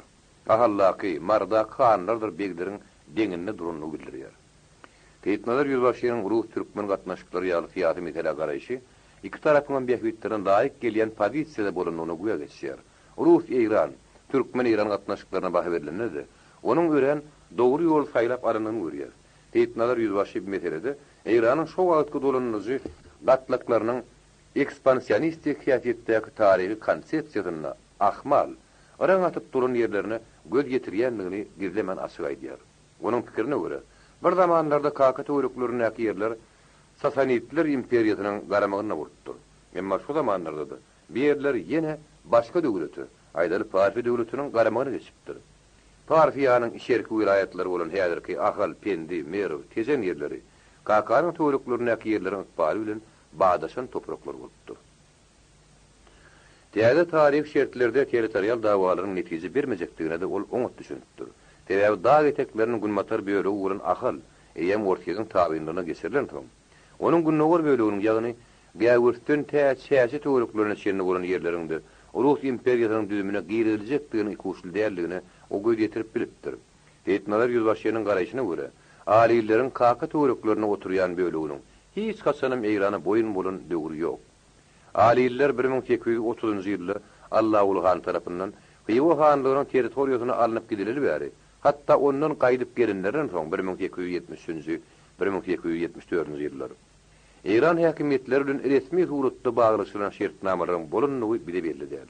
Onuň üçin aliýler ne paç ne de dekat töremekligi İran häkimetlerine asla borçlu bolmandyrlar. İran häkimetleriniň etekde oturan ýylata salgyp töretdirmek üçin edem finansyklaryny düýbi puç, hyýaly zat garaplar, teýpnalar ýüzbaşy olaryň bir hareketlerini ýadygarypdyr. Dakma serdar paça häkimetleriniň tapşyrygy boýunça mara geçip barýaky. Ýokarda bellenişi ýaly Kakada teýpnalar ýüzbaşynyň öýünde bolupdyr. Şol duşukdan soňra öý ýetiniň töwerekde bolup duran zatlara garaýşy düýüp götürýär görýär. Ol şondan soň haýal etmän İran häkimetleriniň etekde ýaşaýan ýylatdan salgyp ýygnama hyýalynyň barlygy hakdy. Aşgabat habar edýär we şeýle meýillere ýol bermediligiň ýollaryny agtyrmaklygy, meseleniň adyl çözülmegini gazanmaklygy çagyrýar. Terget ýaka töwereklerini Horasan vilayatynyň emirlerleriniň Kakada paragat oturan ýylaty İranyň içerki raýonlaryna dogrulyk bilen göçürip ýakıtmaklygy tarap gönükdiren hyýançyklary da siýasy meseleleriň biri. 1882-nji ýylyň 28-nji ýanwar güni Ortiýanyň Tehranyňky elçisi Zinoviev Aşgabatda Baron Aminowyň adyny iýeren hatyna İran häkimetleriniň Kaka töwereklerindäki ýerleri erk etmäge hakynyň ýokdugy hakdaky düşünjäni, şu ýerlerdäki oturumly ýylatyň puto aňyna guýmaklygyň deruduny nytap götürýär. Etnalar ýüzbaşynyň odurlun süňňi hyýan ýaly hiç kimiň hem Kaka ýylatyny ýerinden gowdurmak hakynyň ýokdugyny aňypdyr. Emma bu hakda resmi adamlardan eşitenden soňra ol özüne ganyp beklenen ýaly duýupdyr. Elbetde bir işte Russiýada diplomatik kanallar boýunça edilen iş az bolmandyr.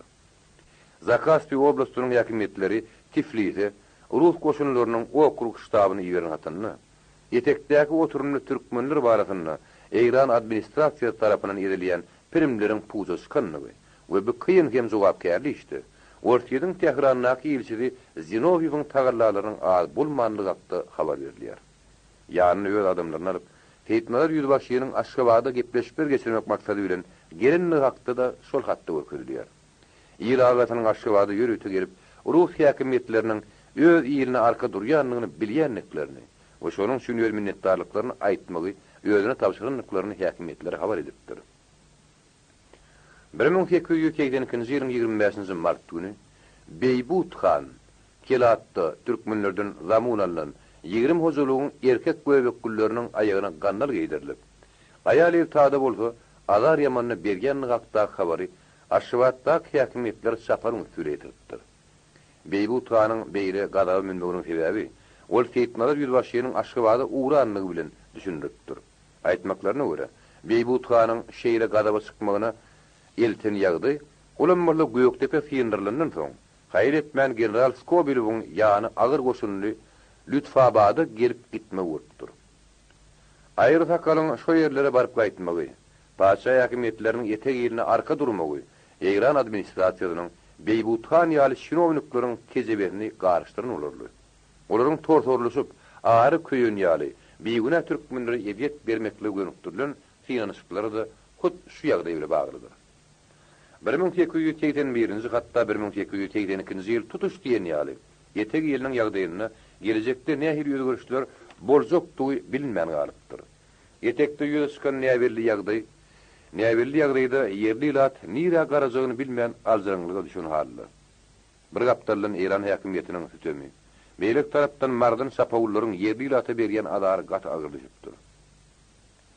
Eger etegili 1883-nji ýylyň içinde ýagdaý bir ýylda edilmese, Iratyň oturumly ýerler taşlap gitmäge mejbur boljakdygy hakda inžener Lessar 1882-nji ýylyň noýabr aýyny ýadan ýol ýazgylaryny belläpdir. Töwerekde dogurdan agyr ýagdaý ýüze çykypdy. Etekde milleti talaňçylykdan nädip goramal ýen soru orta atyldyr. Belki de ýaragly atriýatlar döretmeli bolar. Ana şu ýerli pikirler iraty alada goýupdyr. Bu gurrun ýylaryny köpeşdiripdir. Heýtnalar ýüzbaşy. Aba on meg bilen bilelikde ýadan gatyny Aşgabatdaky baýarlara ýaragly atriýat dözmek hakda teklip bir ýüz tutdylar. Mesele şeýle durýardy. Mümkin bolsa töwerekde paragat ýagdaý dörer etmeli. Ýollarda birjik tarkaýynlyk ýokdy. Niýeräni görseň Almanlarda ýollarmy talaňçylyk. Almançylygyň güýjemegini, betelmegini goňşy döwletlerdäki ýüze çykan fiýasy ýagdaýyň täsir etmän durmaýardy. Mysal üçin Owganystanyna şo döwürde jeňma toporlaryň mewç urup basyp alyjylykly meýiller rawaj alanyny, Mariýanyň kejeniň töwereklerini, Galaýtydaky ýygy hem Buhara diýen ýollaryň uruny, ýol urýanlaryň toporlary boyun at salp başlapdylar. Olar çölle bakylyp ýören sürleri hem ýöňlerini salyp gaýdy bermekden çekinmändirler. Mardan çykan galtamanlar bir tapar Owganystanyň territoriýasyna ýaşap ýören türkmenlerinin 30.000 goýunyny ýöňlerini salyp gaýdypdyrlar. Olaryň uly sürleri etekden alyp gidýän wagtlary maz bolmandyr. Anha arkasyna 5-6 möhür basyryň hatyň asyl nusgasy. Alileriň het hudasydyr diýip haty beren Kady Mehmet Şeyh Aba Onmeri, Durdy, Agamarat, Aşgabatda hojaýynlaryň öýlerle gatnaşyk edip durmagyny haýyş edýärler. Olar mari traplaryny gelin galtamanlaryň beýerleri gelip garakçylyk edýändigini we alilleri olaryň ahallaryň göçüp gelen hökmünde taýýanlyklary hakda ýazdylar. Hata gol çekenler namany heýde bir ýagdaýyň alajy bolmazmy diýen sözlerle tamamlapdyrlar. Şeýle galawoply ýagdaý kakilini biýinjilge salýar. Rusiýa hakimiýetleri bir ýagdaýdan habarlydy. 1883-nji ýylyň tomuz aýlary Eýran şahy Horatan vilayatynyň köp ýerlerini aýlanyp görüpdir. Şahlaryň şahynyň bu ýakalarda peýda bolmagy ýerli ilat arasynda dürli gurrunlaryň ýaýramagyna sebäp bolupdyr. Mysal üçin türkmen ilatynyň arasynda Eýran şahy kejeni Mara tarap ýörüş etsekmiş. İlaty talaň saljakmış diýen ýaly gurrunlar ýaýrapdyr. Şu diýildi gulaga ýakyn gurrunlar ilaty elbetde howsala salman durmandyr. Etekden kejenim daşdyl Horatanam. Şonuň üçin teýtnalar ýüzbaşy. Aba on megi ilagalarynyň gerdenine de agyr ýük düşündigini bellemän geçmek bolmaz. O ay gurrunlar ila arasynda gözümdir diýer. Ilaty şonuň ýaly gözümden gorap saklamak hem bileri başardym durmandyr.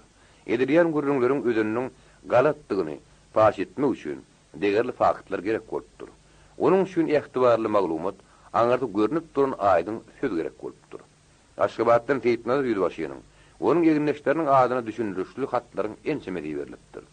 Olarda iraty köşeje ýar etmekliň ýollar saly berilipdir. Siýasatyň düýbüni irat düşünür ýar anamdar deliller berilipdir. Dykmat erdaryň ýolly kakady teýtnalar ýüzbaşynyň kıda mihmançylykda bolan hakda ýokarda aýdyrypdy. Dykmat erdar işler bir ýüzledip Aşgabada dolunup baranna oblastyň hojaýynlaryny teýtnalar ýüzbaşyny häsiýetlendirmek bilen onuň ören pek adamdygyny, özüm bir sözlüligini, hemde köp saatlardan habarlygyny belläpdir. Şeýle hem ol alileriň ket hudasynyň öz ýylleşleriniň arasynda uly abyrydyň hem munamdan peýdarlanýanyny görkezipdir. Dykmat erdaryň aýtmagyna görä, teýtnalar ýüzbaşy diňe bir alilleriň däl, eýtem etekdäki bütün teke türkmenleriň arasynda da täsiriniň uly hakda aýdyrypdyr. Şeýlelik bilen teýtnalar ýüzbaşynyň ýerli ilat bilen Rusiýa hakimiýetleri arasynda dürli meseleler çözmekde peýdasynyň ýetjekligi dogry anyklanypdyr. 1881-nji ýylyň 21-nji awgustunda teýtnalar ýüzbaşy Aşgabada gystaly sapary beripdir. Onuň atyna oblastyň territoriýasynda ýerleşdirilen goşunlaryň ştab naçarlygynyň birinji jogaby bilen sapar ertesi ýylyna dolanyp gelipdir. Habar ýören gystaly hem wajyp bolandan soň Aşgabatdaky baýarlar gysgazyk hem düşünür ýar edip türkmen taýpalarynyň Eýran bilen terget ýakalaryny ýaşaýan böleginiň öz ara gatnaşygy barada paşa hökümetiniň alyp barýan fiýadatynyň ýetaty mazmunyny onuň adyny tutmazdan beýan edipdir. Onunla Seyitnalar yüzbaşa alınatamazlık maslahat verilýär. Düşünýän adam üçin türkmenleriň eýram bilen gatnaşyklaryň nähili bolmalylygy, şöp döwlen ýar ediljek wagtda daş däldi hakda edilýär. Eýran häkimetleriň tabşyrygy bilen tergep ýakalaryny aýlanyp ýören emellarlaryň köpelýänligi yerli ratyň barha aladasyny artdyrypdyr. Seyitnalar yüzbaşy bu meselede darykmyzlygyň gerekligi we bu arada Rus häkimetleriň degeli şäherler görýän hakda habar alanlygyny öz ýerine ýetirip durupdyr. Şeýletmek bilen ol öz ýerini köşüşdirip bilipdir. Ol halkyň ılymly bilimli bolmagy üçin zan çekenden biri. Göýektepe uruşunda şehit bolan Kerim Merdi İsa'nyň ogly Muhammed Murat Ahuny sagyryp, uly medrese urdurup, köp adamlar sowut edýärler. YouTube Mirasym kanaly. Gepin gerdişine göre Aýsbek Kaka medresesi şu döwrüň görnükli okuw jaýyna öwürlüpdir. Kakanyň töwereklerini geçýän bozgunlara Seyitnalar yüzbaşy elinde bar kömek edipdir. Olar özüniň raýdaşlyk duýgularyny bildiripdir we haýır etmän hakda Rus häkimetlerine habar edipdir. Dokumentlerde ahallan uluk yerlerde gonary yer tapylmady soň aýlanyp ýören maşgalalara da gawat gelýän hakda bellenipdir. 1881-nji ýylyň iýul aýynyň 21-nde Mardan wekil taýpasyndan Çopan Annan ýaly Mehmet Anna Babaş Makum Döwlet Murat we Anna Mehmet Abdurrahmanna gelip Rus häkimetlerini ýüz tutdylar. Şolardan ikisi öýlerini 1000 öýlük howumlaryny ýene-de ahara göçüp barmagy ruhsat sorapdyr. Galan ikisi 10.000 öýlük howumlaryny etek töwereklerine müdimlik gonary ýer tapyp bermäni sorapdyr. Olar Aşgabatda köz öýlerini mehmançylykda bolupdyrlar. Bu 3 günden soňra halat serpay paýynalyp ýylaryna gaýdyp gelipdirler. Başga häkimetleri bir wada orada berilýär jogap bermekden taklanypdyrlar. Seyitnalar yüzbaşynyň oblast hojaýynlarynyň adyny ýeberýän hatlaryna şu meseleniň öňjeli söýgüden näçe tiýleşdirilse, şonça umut boljakdy aýdylýar. Ähli aýdylanylardan bir şeýer netije çykaryp berdi. Ýagny 1881-nji 1885-nji ýyllar aralygynda etek ýerine ýüze çykan ýagdaýlaryň töwerekdäki hadiseler bilen göz-göz baglanyşykly bolandygyny görýär. Mariýanyň öz içinde dören ýagdaý etek ýylnyň geljek ykbalynyň çözülmegine de täsir edipdir.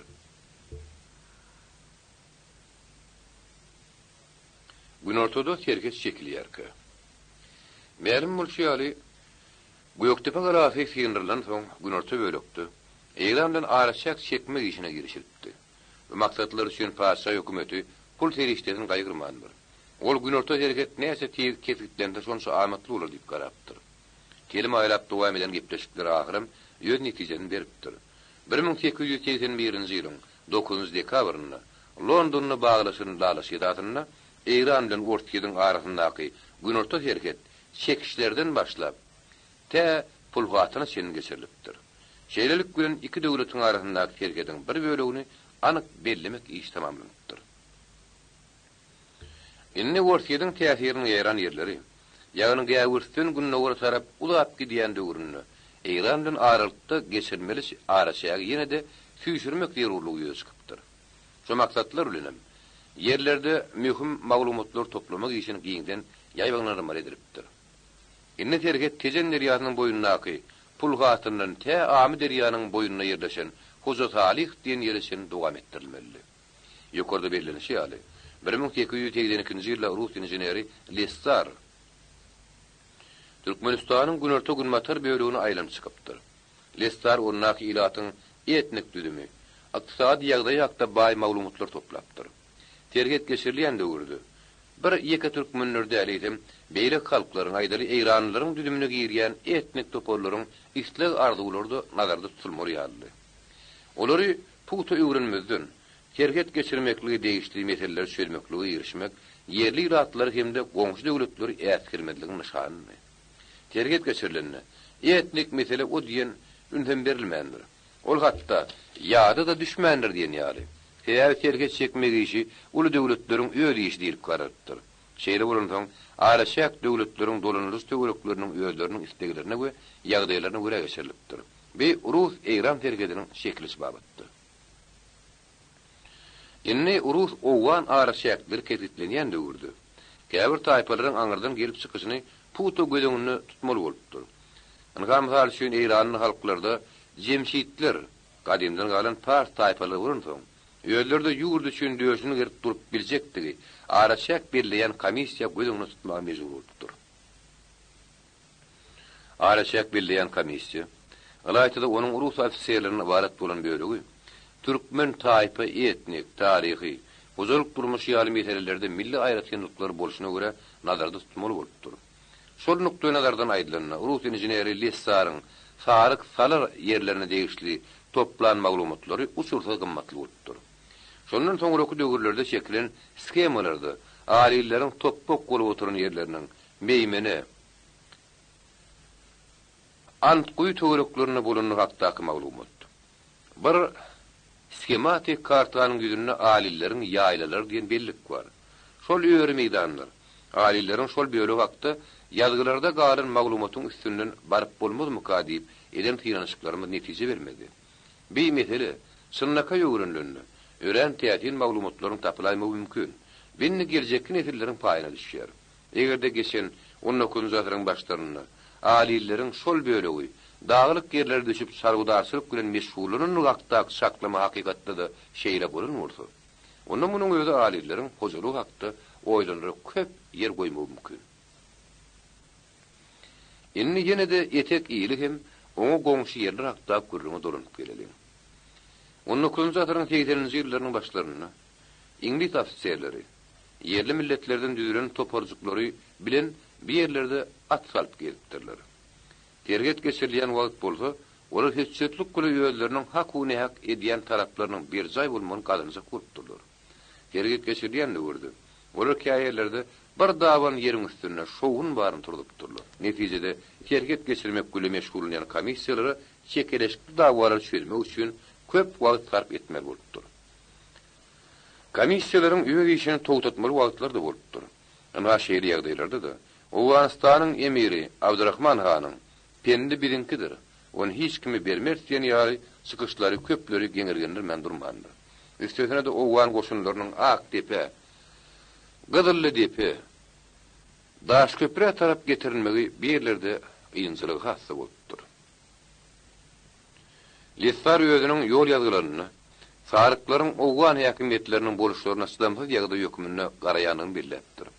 Lessaryň sözleri bilen aýdanyna, olaryň Owgan häkimetlerine garşylyk görkezmäge de guruby ýok. Umumyň aýdanyna edil etek ýeriniň Kelatdak hem daraýgyzak hökümdarlar bilen bolup duran gatnaşyklarynyň gidişi ýagda ýüze çykypdyr. Etekde boluşy ýaly pendide de Owgan başgalarynyň duýdansyzlykda şolup, ýerleri, mal garany sürü bermekler daşda däl. Olar şeýle ýagdaýda bolup durupdyr. 1882-nji ýylda Lessar Peterburgda Rus geografik jemgyýetiniň bir ýygnanyşygyny Günorta Türkmenistanyň ýagdaý barada daklat bilen çykdyr. İngiliz polkowniki Stuart öýülini Londonda öýleriniň milli geografik jemgyýetiniň ýygnagyny Lessaryň şol daklady boýunça öz pikirini beýan etdir. Lessaryň aýtmagyna görä, İngiliz ofisiýeriniň bellikleri düýbüniň esasy Stuartyň birinji belligi ýetek ýeraty babatdy. Onuň aýtmagyna görä, türkü taýpalaryň Sudanyň alilleriň kürtler bilen bilerekde bir ýerlerde sygyşmady kyn.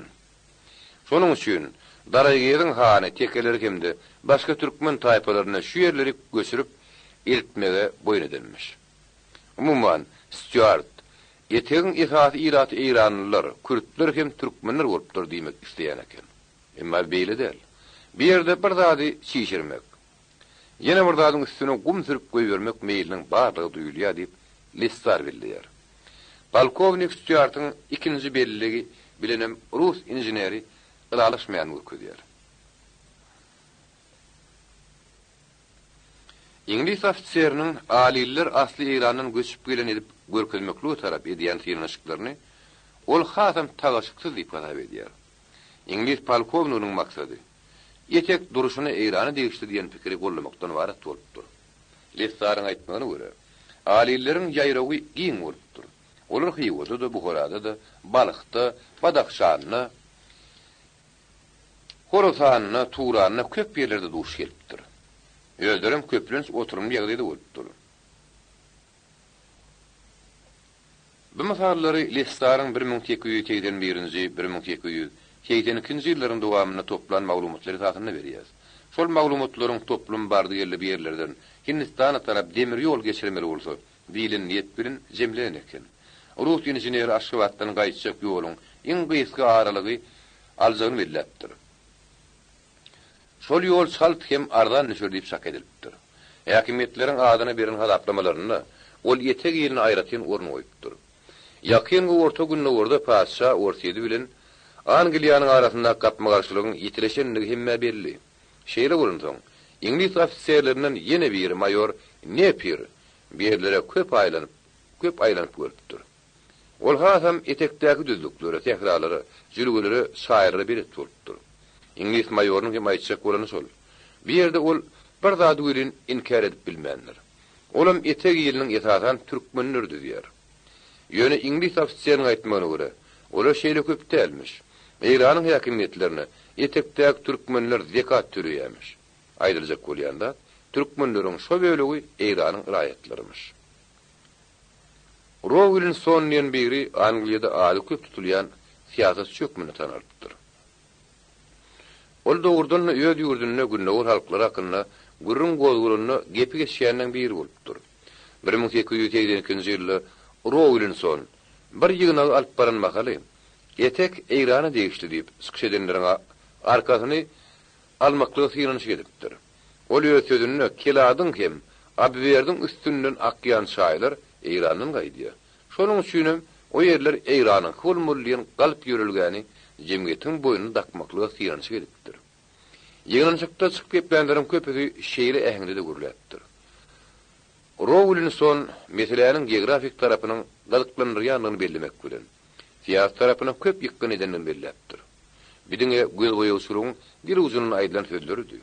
Her halda onun pikirçe Britan imperiýasy umumy adamzat behbitlerine garamagy gözüňi tutmak bilen ahyr soňunda wagşy taýpalary agzyrklamagyň alagasyny etmeli bolar diýen goppam ähňde aýdylýan sözlerle tamamlapdyr.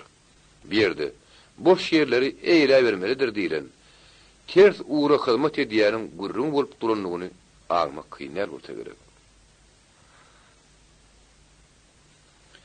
Hitnalar ýüzbaşynyň ömrüniň ahyrky günlerini näderli gowgalary baş goşanlygyny oňat gözüňe getirmek üçin onuň Rus häkimetleri tarapyndan döredilen jigitleriň atryadyna düşüş hakyndaky maglumatlar bilen tanışmaly.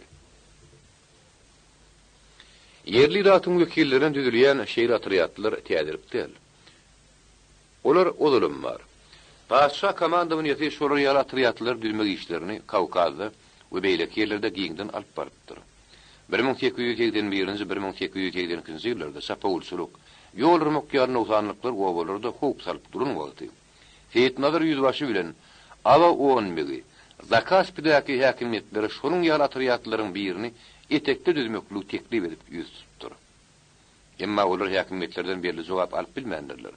1883-nji 1884-nji ýyllarda marada hemde tezen töwereklerini garakçylyk güýjen nöwrünü etek iratından 10 adam ýene ahal milisiýasyna almak hakyna buýrugy gol çekilipdir. Jigitlerden düzülen ahal atryadynyň işiniň rawaçlandyrylmagyny Hitnalar ýüzbaşynyň uruly azy bolmandy. Haçanda ýürüýte murgap atriyady düzülüp, Uşku deriýasynyň boýuna iý bermeli bolandy. Jigitlerden düzülen 2 tany sotnyany hem başga goşunlarynyň arasy bilen şo ýeri beripdirler. Ahal bilen etekden gelen jigitleriň sotnyasyna Hitnalar ýüzbaşy, mary bilen penniden gelenleriň hasabyna düzülen atriyady Babahan baş bulmaly edilipdir. Olaryň ikisine de şo wakanyň öň ýanyna Aleksandr 3-njüniň başyna täş geýdirilmegi münasibetli dabarlara geçirdiğen günlerde milisiýanyň praporşygy diýilen şin berilipdir.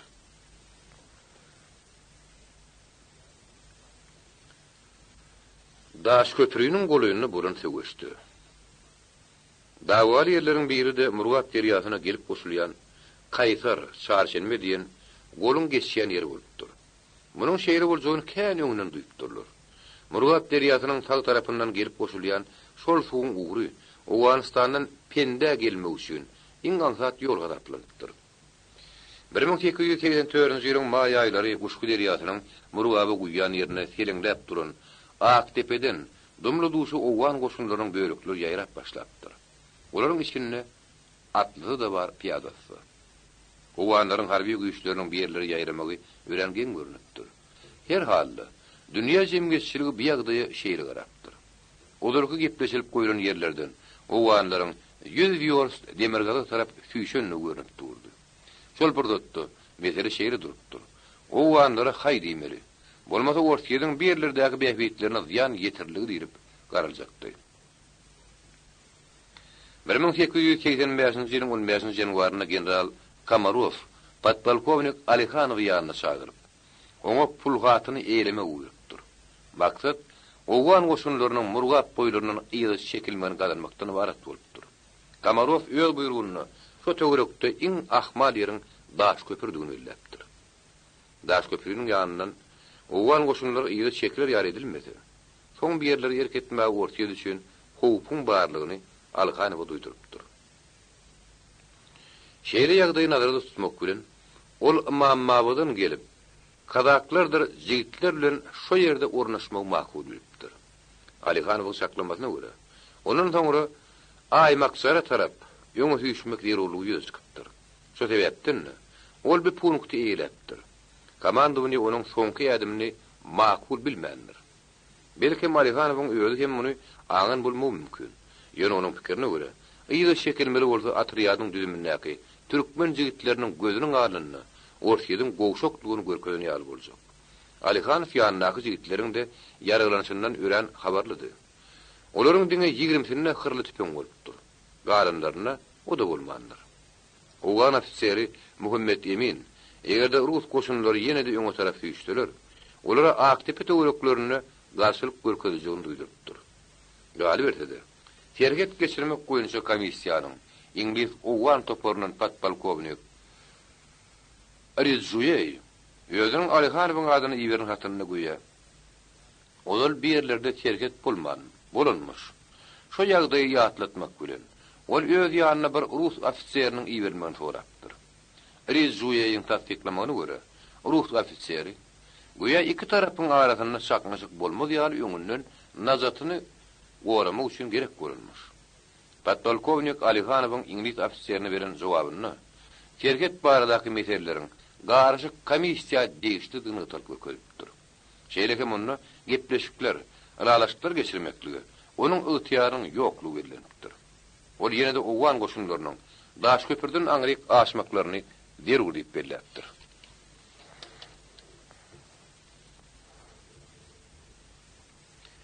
8 fevral.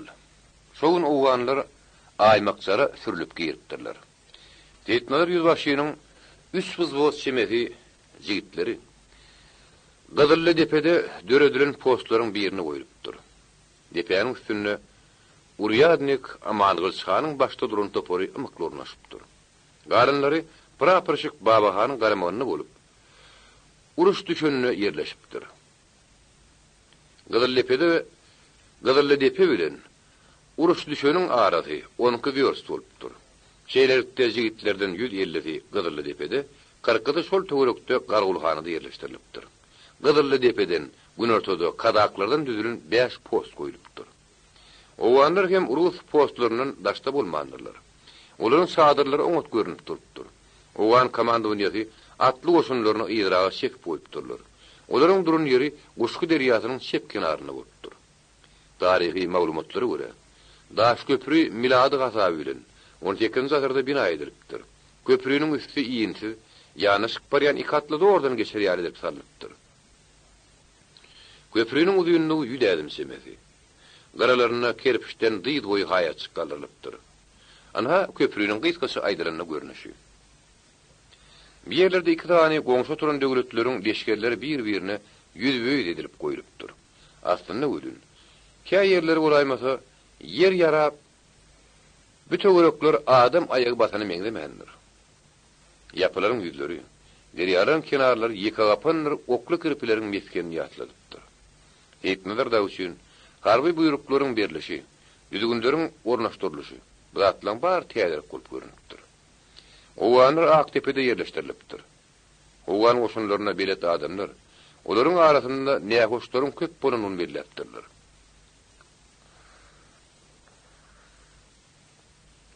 Mysal üçin saryk ketgudalaryndan ügühannagy.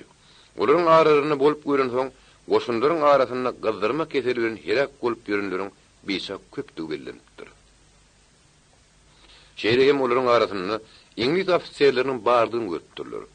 Rus ofisiýerleri uganlaryň yerleşiş tertiplerine şen tutup, olaryň İngiliz harby düzgünlerine laýyklykda goýrunyny aňytdyrlar. Jigitler Rus postlarynyň komandawyny aralygyny hatlatma diýen hökümleri peýdalandypdyr. Razvedkada köplen şolardan peýdalandypdyr. Açyk tutuluşyň barha goýuluşýanyny hemmelerem aňytdyr. 2-nji mart günü goşun bölekleriň arasyna general Kamarov gelipdir. Ola triýadyň işine öýde baştonluk etjekdigini elan edipdir.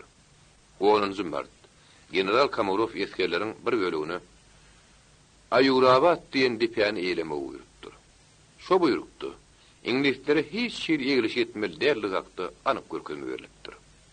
Martyň 14-nji günü general Kamarov atriýadyň baş razvedkaçyly Parasalow ýanyna çagyryp Murvat deriýasynyň aňyrsyna geçmekle buyurupdyr. Şonda uganlaryň piketlerine tarap ýyly çekilmek teklip edilipdir.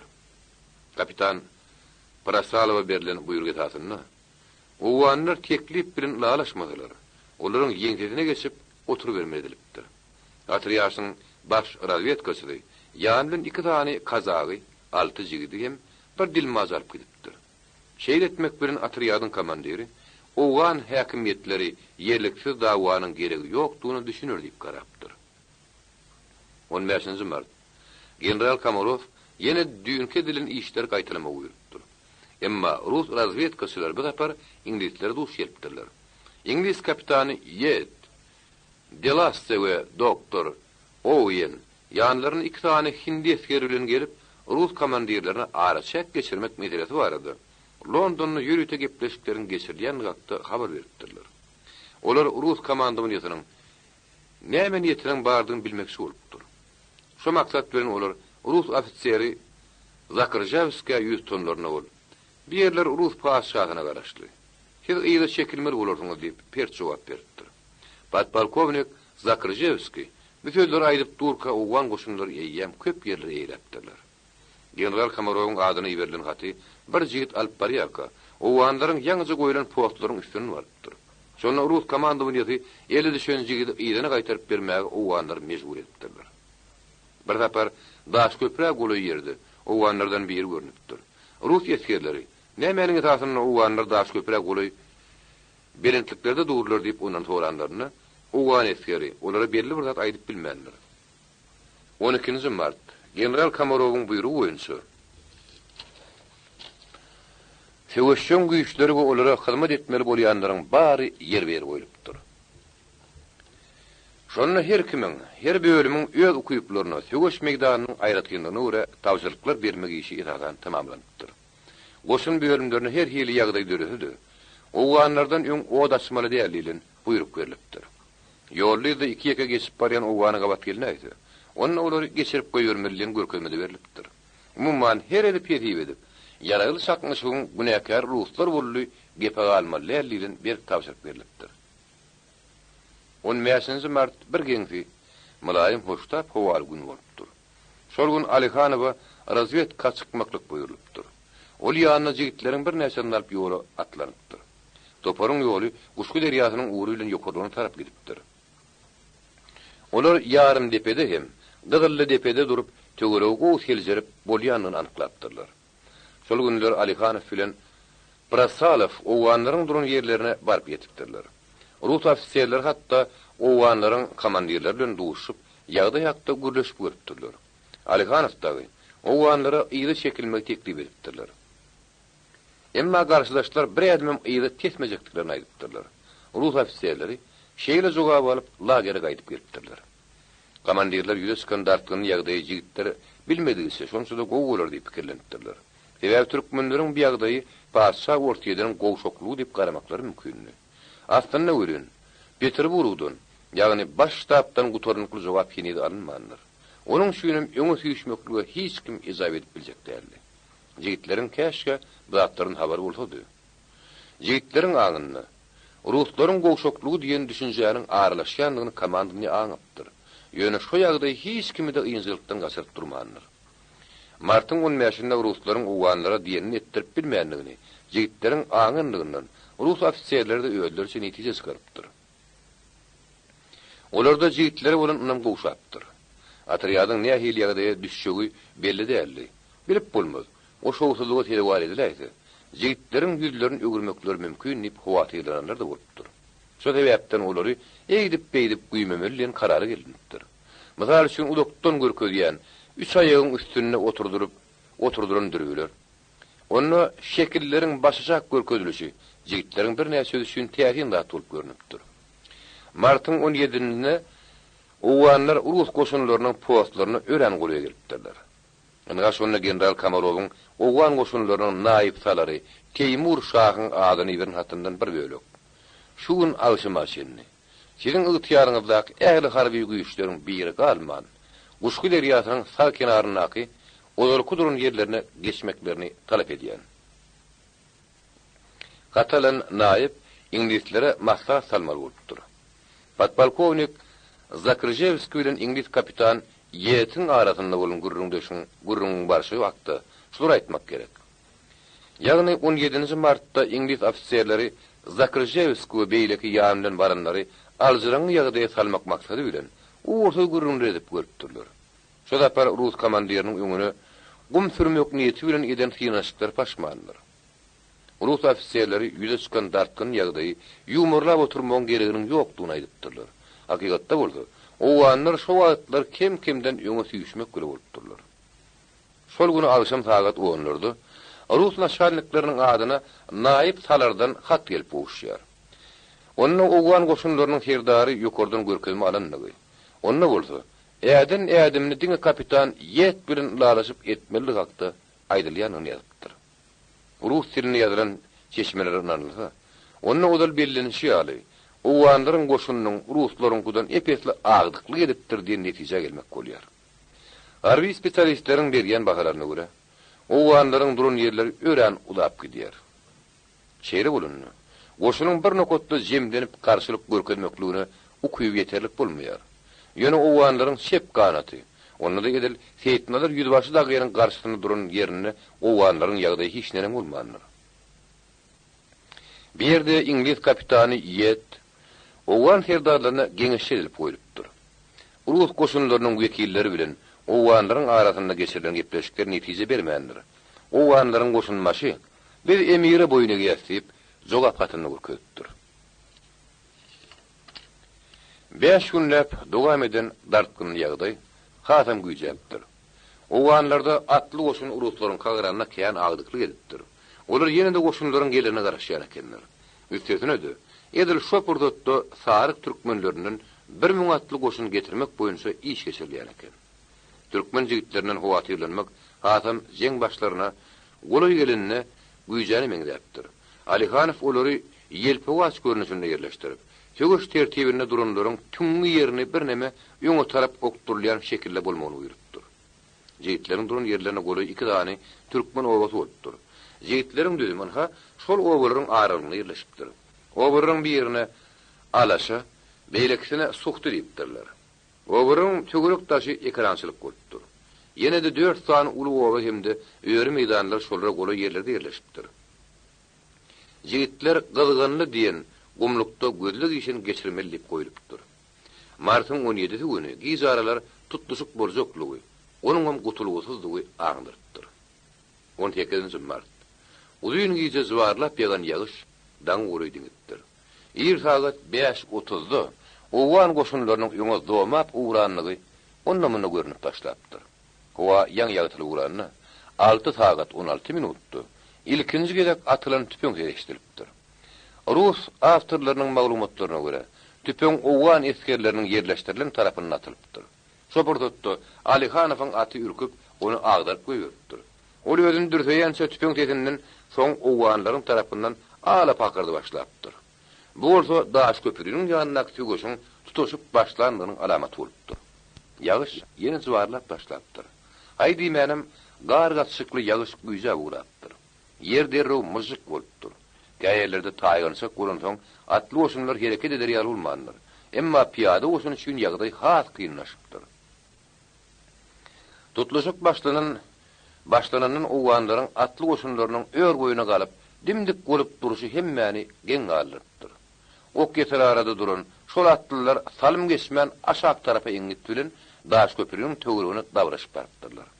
Rus kazaklaryň okundan olaryň köp sirek bolupdyr. Eňip gelýän oğlan atlylarynyň öňünden ilki türkmen jigitler çykypdyr. Olaryň başynda Heyitnalar ýüzbaşy bolupdyr. Ol haýır etmän hemmeden öňürde gylyjyny hyryp Allahyny şagyryp eňipdir. Onuň ýüzülen jigitler okturulyp barýan türkmen jigitleriň öňünden barýan komandiri Heyitnalar ýüzbaşa owanlaryň deňine ýetip beren ok degipdir. Watan üçin döş gelen gerçek, at üstünde dogulup at üstünde ýaşan gerçek, at üstünde ölmeli bolupdyr.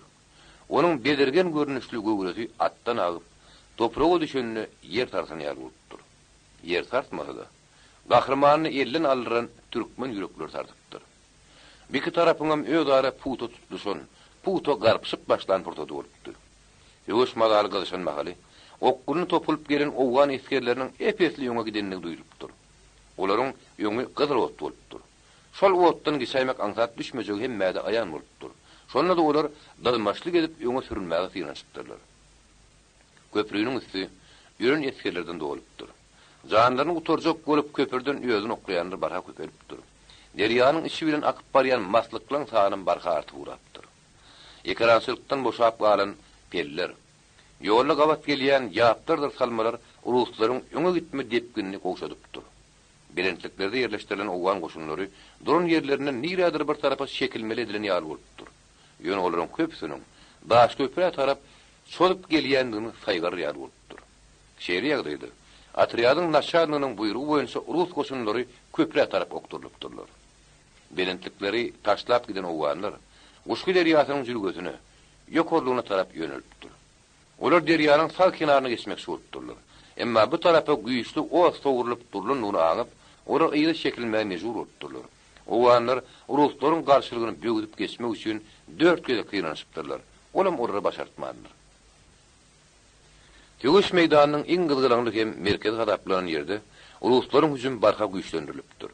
Edil köpüre bolan ýerde goýulan toplaryň ýany bilen owanlar allygyny ýyly şekilp başlapdyr. Käýerde olaryň tüpeňini şenäp ýerliksiz atýanlarda bolupdyr. Şol zaharmy gürmerikde harly tüpeňi ýere diýrap agdyndan ok dolduryp atmagy sygnanyşan owanlara bereketli diýmek galýa. Olaryň bir näçediniň görkeýän batyrlygydyr eldirmenligi Rus ofisiýerlerini hayran edipdir. Ýöne Rus goşunlarynyň hüjümi ören okkunny bolan soň olar ýaljak sygnanyşyklar diýsen ýöntemje bolup görünipdir. Ýöne Rus goşunlarynyň hüjümi ören okkunny bolan soň olar ýaljak sygnanyşyklar diýsen ýöntemje bolup görünipdir. Ol Ruslar üçin owanlar üçin aýdym görünip durdy. Kowy güýjedigi owanlar akoplaryny taşlap hanjak giderini bilmän alzyraňlygy düşüp urapdyr. Şeýle ýagdaý hasam Rus eskerlerini köprüniň goýundaky berentliklere barıp ýeten soň güýjäpdir. Rus eskerleriniň okkunny gelişlerini görüp, owanlar top atmasyny beredip zan-zana gaçmak bolupdyrlar. Tögüş başlamadyndan keň ýöň Atriyat Guşky derýasyndan aňyr geçmelilerden buýruk alypdyr. Ruslaryň Atriyady bilen owan goşunlarynyň arasyndaky tutuluşyk şunuň bilen tamamlanypdyr. Tögüş bolan meýdanyna zbor kolonnu diýen signal ýaňlanıpdyr. Bu orta daş köprü ýa-da Guşky derýasyndaky tögüşiň guturyny onuň alamaty bolupdyr. Şondan soňra ondan munna galan owan eskerleriň tüpeň atmaly bededilmändir. Olardan beýasal taňy köprüniň birinji ötüginiň aşagyny bukulup galynlary jigitlere tarap ok baryny ýagdyrypdyrlar. Jigitler olaryň leýäşlerini suw alyp gider ýalydypdyrlar. Praporçyk Babahanowyň jigitleri gaçyp barýan owanlaryň ýerininden ýetip olaryň köpsini gylyçdan geçiripdir. Edil şo burdutdy. Ýugurhanyň başda duran saryklaryň atryadyna gelip ýetişipdir. Olar general Kamarowyň duran ýerinden köpüre tarap eňipdirler. Alihanowyň atly kazaklaryna öňe gitmelilen buýruk gelipdir. Olar ýola düşüpdir. Ýüzüre Alihanow türkmen jigitleriniň bir näçedini owanlaryň taşlap giden toparynyň ýanyna garawul goýup geçipdir. Bir ören jogapkär hesaplanıpdyr. Edil şo wagtlar kazaklar köpüre tarap gaçyp barýan owanyň höwüne minip olary dyr pytyryny gedipdir.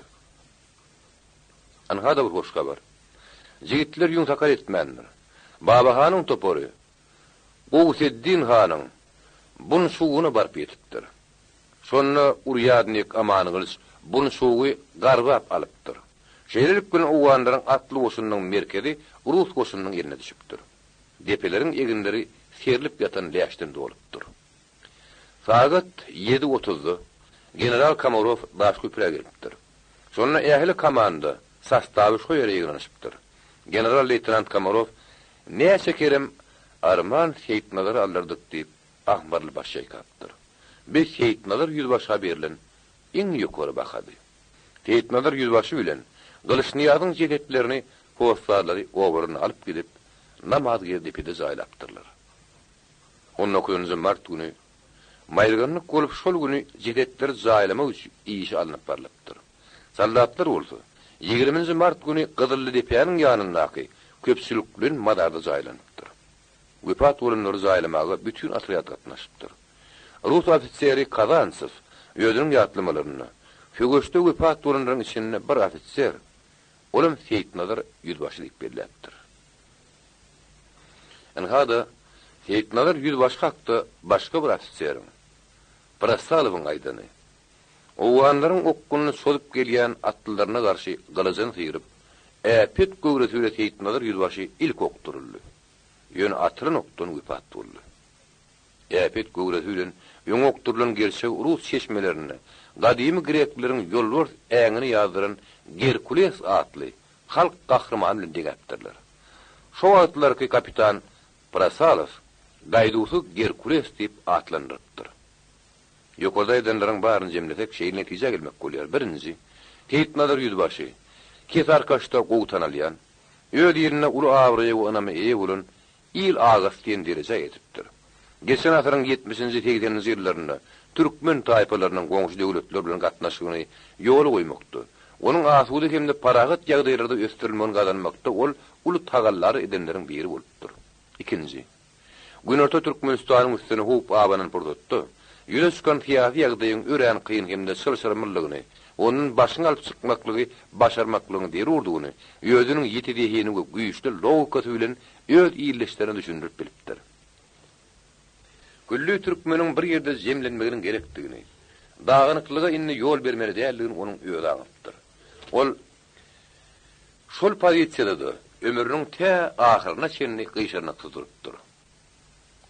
Üçünji, Mar owasynyň Russiýanyň düzümine gan öküşlüge ýol bermän, paragat ýol bilen girilmek hakda taryhy meselelerini çözülmeginde şeýtnalar ýüzbaşynyň rol biçak uly bolupdyr. Dördünji, türkmen halky bütün watanperwer beýik insany şeýtnalar ýüzbaşyny uly buýtun duýgular bilen mudama ýatlar ýörer.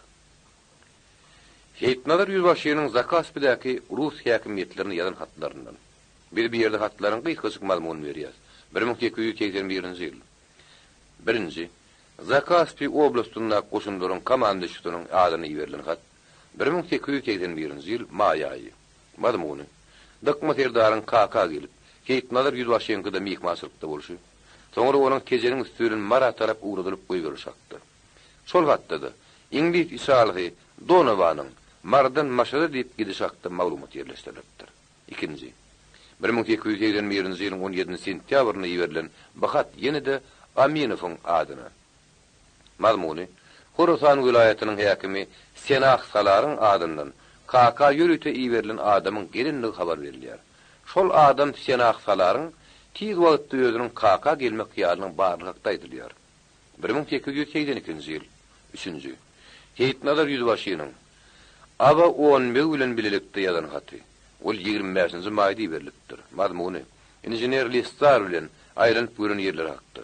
Onu etek iratynyň 40 adamdan az bolmadyk ýaraly atryat düzmekligiň zerurlugy hakda teklip edilýär. Awtorlar jigitlerden düzülen şeýle atryadyň Almançylara garşy güreşmek işinde haýry degir diýen pikir ýöredilýär. Dördünji, şeýtnalar ýüzbaşynyň Aba 11 bilelikde oblast goşunlarynyň ştabynyň naçarlygy Polkovnik Aminowyň adyny 13-nji martda ýiberen haty. Hatda kelatda zamun alynan 18 adamyň ykbaly bilen baglanyşykly maglumat bar. 5-nji, Zakaspi oblastynyň naçarlynyň adyny 25-nji oktýabrda ýiberilen hat. Mazmuni tenaqsalaryň kelede goşun iýerini gaqdy habar berilýär. Hatda görkezleşine göre goşun iýermekden maksat kakada oturan alileri kelediň töwereklerini göçürip ýakmekden ibaret. Şeýle hem onu Eýranyň şahzadasy Mehtuli Mürdäniň kaka gelinligi habar berilýär. Hatda şahzadanyň bir ýakalary näme gelinligi belli dälligi. Ýöne onuň soňra daraýgydy, o ýerdenem goşunda gidýänini hakdaýdylýar. Hatın awtory Eýranlylardan gorkuýmy az däldip ýazýar. Şonuň üçin ol Rus häkimetleriniň adyndan berilen kagazyň ören ýerdugyny belleýär. 6-njy Teýtnalar ýüzbaşynyň aty. Mazmuny Eýran häkimetleriniň oňuýlanıp diýenimizi edäý. Müň tümenlen 100 sany haladyň peşkeş beriljekdi hakdy. 7-nji Teýtnalar ýüzbaşynyň polkovnik Aminowyň adyny beren aty. Mazmuny tenaqsalaryň kelede gelinni hakdy. Onun ýanyna hakykatdan 3-4 müň adamly goşunyň 2 tane topu bilen barlyg akdy. Gele gelmäsi ol näme üçinler tezen kimde onuň şu ýerdäki ilazaty Hojawly han hakda maglumat toplaýyşy geň diýip belleýär.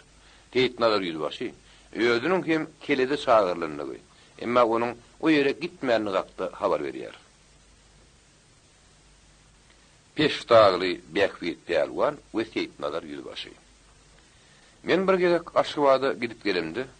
Kaka bilen goşt aralygyna Peşta galasynyň harabaçylygyny görüp, bu gojaman gala barada ýaşullardan eşden gürrüňlerimi bir ýytyar ýatdy ýa. Peşta galasyna alili taýpady. Urulara bölünip ýaşatdyr. Her bir uru tegelep howly emiri getirip, aýra-aýra oturupdyr. Olar köpet tag tarapyndan akyp gelýän ýap suwuny maşgallara paýlap ekin ekipdirler. Kärellerden peýdalanýarlar, mal wakypdyrlar. Şu yer mal ýaýlasy üçin Eýran hanyna paş töläpdirler. Wagt hoş daraýgyň hany Arhan, Peştaga mihmançylyk gelip, keýip köklemegi niýet edilipdir. Ol mihman marzak diýip aliliň ýolbaçyry Teýtnalar ýüzbaşy. Dögürüş oňmega sapar beripdir. Han geljekmiş diýen habar galan halkyny ýaýratdyr. Şol dögürüň türkmenleriň däbine görä han mihmançylyk ýerine owoda bir haf abryly adam syýryk peşkeşi götürüp hany garşylaýar eken. Beýler bu hormatly ýumuşy Mowdud taýpasyndan temmeler urugundan Bähwit Pelwan illetdirler. Hanyň geljek güni galanyň halky otly tekiz meýdana çykyp garaşypdyr. Han atlylarly görünüpdir. O jemaat has golelesini Bähwit Pelwan bir ýaşar taý uzoklap hanyň öňünde durupdyr. Pelwanyň gapdallaryna işanlar ýygyna begiler, onuň ýyzy halk seredip durun eken. Ulan Muhammed işan öňe saýlanyp, hany Bähwit Pelwanyň gujogyna bir ýaşar aty görkezip, beşkeş teýligi kabul edin diýip hany hormatlatdyr. Bähwit Pelwanyň ören ulyň boýguran üçin, onuň kellede hanyň atynyň kellerinden de ýokardy. Han bilen ýüzbeýiz bolup durun eken.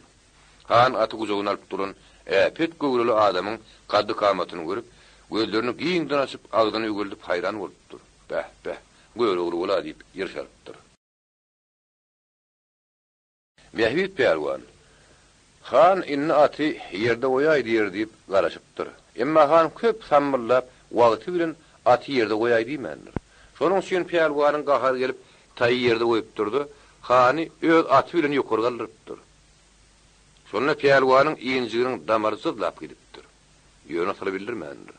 Tomoşa edip duran meýäreki, ýokary galdyrylan atyň üstünde hanyň ýykylmagy az galan argyllasyny görüp pakyrdyň berip gülüşipdirler. Atyň dörd aýagy ýere degip hany ýenjiripdir. Bu bolsa utanyp ýüzi gyzaryp, "Mahaw türkmenine edip bolmaz eken" diýip gahar gelip dergadap bolupdyr. Ulan Muhammed işan her türlü manily sözlerle töwürlä edip hany zordan köşeşdiripdir. Ýaşullar hany nökerleri bilen begilen mihmanhanada alyp urapdyrlar. Halk golda işli işine öýlüne dargapdyr. Mihmanhanada dürlü dümen ýemit bilen, saz bilen, dürlü zährimar bilen hanyň wagtyny hoş keýpini şag edipdirler. Ondan han Bähwit Pelwany göreşdiriň diýip, onuň göreşişini görmek isläpdir. Bu galada onuň göreşeri ýal ta ýok diýip hana düşündiripdirler. Bähwit Pelwan bolsa aty ýokary göterenine ýenjiginiň damary zadlany üçin öýüne onuň meşgulnagy ýatmady bolupdyr. Mehmany atar başyny gutor diýen nakly boýunça hany öýüne atarıp uğradyp belanın başlarına topupdurlar. Han üýüne baran soň Behbit Pehlwanyň onuň atyny ýokary galdyryşy, jemaatyn gülüşüşini, özüniň maskara bolşy ulak wagt ýadynyň çykmandyr. Onuň ýüreginde bahylçylyk güýçli bolan soň Pehlwan abreden düşürmeň uğruna çykypdyr. Alihan Eýranda iň güýçli pehlwan Maşadyň hanyna bar diýip eşdipdir. Alihan Maşada baryp, oň hanyna mihman bolupdyr. Peş dağlı Türkmenlerde göwreti pil ýaly gaty dowar pehlwan bar ekenini ýupdyr. Maşadyň hanyna öz pehlwanyny ýup arsys kyrpdyr. Walla men o Türkmen pehlwanyny şagyryp getirip, pehlwanyma ýykdyrdyp, maskara edip goýberermen diýip paňlapdyr. Alihan pehlwanyny tapşyryp, ýykandy oň bir ýerine deper ýeter ýaryp ýykdyr. Maşadyň hany Alihana, Maşatda şenhil bir ulubay bar. O bir hepdeden toy etjek diýipdi. Şo toya Behbit Pehlwan göreşmek üçin çagyrmaly diýipdir. Alihan muny makul bilipdir. Behbit Pehlwan özüniň Maşat Pehlwan bilen göreşmäge çagyrýanyny eşdip ýol şaýyn tutupdyr. Iki atly Behbit Pehlwan hem Almehmet Pehlwan ýola düşmeden ol. İnşanlardan we Ýutup Ähmediň nesli Aliyar begden pata alypdyrlar. Soň ýola çypdyrlar. Beýik dagdan geçtirir göri, aňartana göz ýetmeýän örän tekil meýdan peýda boldy. Bir näçe wagt ýürenlerinden soň uzakdan Maşat şäher göründi. Şäheriň içinde Gydylmam gümmüdiniň diňiniň depedinde altyndan züppe günüň şöhret düşüp äleme nur saçýardy. Bir 12 mamlaryň tekilinjisi amam aradanyň jaýlaryny gümmüdidi. Pehlwanlar Maşat şäheriniň gyrasyndan gidi berenlerine bulara 2 tane atly duşup salam berýär. Saglyk amanyň soraşylan soň bu atlylar öýleriniň pehlwanlara garaşýan hanyň atlylaryny aýtdylar. Bu atlylar pehlwanlary baýyň mihmanhanasyna alyp baryp olary ýerleşdirdiler. Bir gece demdin zalyp ertede baýyň dabaraly toýuna bardylar. Bulary baýyň hut öýde garşaldy. Howlynyň içinde toýa gelen märeke köpdi. Bular tarap gaşlary pezdirip duran gözleri öküdüňki ýaly, iki gözüň ortasynda düýäň ürküji ýaly burunly, ýoğun daýo gara adam gaýşarylyp umuduklap gelýärdi. Pehlwanlar bu adam görünlerini onuň bolşundan Maşadyň hanynyň pehlwany Gulam Mirzadyny tanadylar. Ol türkçe epledi. Men seni awwal görmemişem. Men sen hakdyga eşitmişem ki, sen çok ýaxşy görýärsen diýip Behbit Pehlwan bolşundan tanap onuň ýüzüne teredip sög atdy. Behbit Pehlwan, menem seni odur göremek. Maşatda zor pehlwan badi beşdipdim. Eneýinem hanlar sen bilen göreşdirmek üçin çagyrypdyrlar diýip bildirdi. Gelmişten ýaxşy eýlemişden, toýdu da görüşürek. Ya sen yıkacaksın, ya ben. Yer göterecek. Bilmek olmur, Allah kişidir. Birden ki her kişinin tenine zafer yetecek olsa, onun acığı gelmesin. Azık öykü kakar diyen maniydi. Benim acığım gelmeyecek deyip Pehlwanın yüğünecin erli. Yok, bize azık mazık diyen de atı olmaz. O da atları boyun alınıp görese sıkılyanır deyip zakkıllap güllü. Toyda göresi gurnacak reis hem Biki pehlwanlaryň gepini dinläp durdy. Reis pehlwanlar şaýdandan ikiňiň araňyzda şert bolsun diýdi. Şo wagt Behbit pehlwan toýuň märekesine gözüne aýlap çykanda, Maşadyň hany bilen iyi beşip keyp edip oturan Alihana göz düşdi. Behbit pehlwan Alihanyň bilen göreşmede tomaşaçy ekeni diýip içini gepletdi. Özüne belli pehlwanlaryň aharlanyşy. Olar 4-5 tane ýaknylyk erdeni bir uzak lavaş bilen sümürüp toýdan çykdylar. Gulam Mirza pehlwan bilen göreşiň reýisi Ali bilen hoşlaşyp mehmanhana baryp ýatdylar. Ertede pehlwanlar ýerden turup ertirlik edindiler. Almehmet pehlwan, "Awşam toýda gapdalymda oturan adam, biziň hanymyzyň Gulam Mirzadan öňkü pehlwany bu toýda göreşde ýykyldy. Şo pehlwan hanyň jelasynyň gorkup, hanyň hyzmatkar aýallaryny bir ýerine alyp gaçdy. Pehlwan öň ol aýal bilen duşýan eken. Han pehlwan tutturup getirip biştirip koýupdyr diýdi. Behbit pehlwan. Gulam Mirzanyň hemde Aliýanyň gepinden aňlaýyşymy görä Gulam Mirza meni ýykyp ýerden galyp bilmediýär edäýmek hyýary bar diýen. Almehmet pehlwan, şo pikiriň dogry. Bir şeytanyň iň dogry gepleri maňyl urukýarlar. Terhap bolmaly. Görüşde ýykanlary näme gran baýrak goýulýany soramaly. Soň bular almaklary mümkin. Gapydan reis aly girip salamlaşdy. Al Mehmet Pehliwan, "Ali, Alygay, Pehliwandyra näçe bayrak goýdy?" Olaryň her gaýdy näçe granlyk sorady. Ali, "Gulamarda Pehliwan bilen Behbit Pehliwan iň soňundan göreşer. Bulara 400 gran. Başga da gowdatlar bayrak goýulýar. Ikinji bayrak 200 gran. Üçüncü 100 gran bayrak goýulýar" diýdi. Reis Pehliwandyra güreş meýdanyna alyp bardy. Güreş meýdanyna märäke ýygnanypdy. Olar ören giň tegelenip oturupdylar. Oturunlaryň ýerine dik duran adamlar bardy. Çağır ağaçlaryň şagatyna oturup teredýärdiler. Üstü ýazyp etjek tamlaryň üstünden adamlar teredýärdiler. Baýlar, hanlar bolsa balahanaň üstüne oturup tomuş edýärdiler. Güreş meýdanyna maşadyň men Pehliwan ýerleriň köpsi güreşip çykdy. Iň soňunda Mehmet hem Zawat diýen Pehliwanlar saýlandy. Şondan soň Ali Mehmet Pehliwan çykyp Zawat Pehliwanyny tutmuşdy. Ol Zawatdan has ýaş bolsa-da, onuň döşli Pehliwan gögresi 25 ýaşly Zawatdan da ýokdy. Ol zyn ýaly salatyny bilen Zawaty aljarat barýady. Oň aramyzdan Zawat onu gaty-gatyp gaňryp agdyrmagy algaranyna şowat, ol täze bir güýç tapdy da Zawaty filterläp ondan tapdy. Gaty ýygyrdy da işliň işten badak salyp gapdala agdyryp goýberdi. Märäke şogun turdup ýygyrşdy. Ali Mehmet Pehliwan diň zalan soň Mehmet Pehliwan bilen güreşip ondan ýykyldy. Enne gedek Behbit Pehliwany geldi. Gulamarda Pehliwan oňa güreş meýdanyna garaşyp durdy. Behbit Pehliwanam meýdana çykanda jemaat bir Pehliwanlaryň kaddy kamatyny görüp geň taňalydylar. Gulamarda Behbit Pehliwana garanyna petrek ýogyn, çiginnek, garndak adamdy. Gollary gysgy, küdüň ýaly.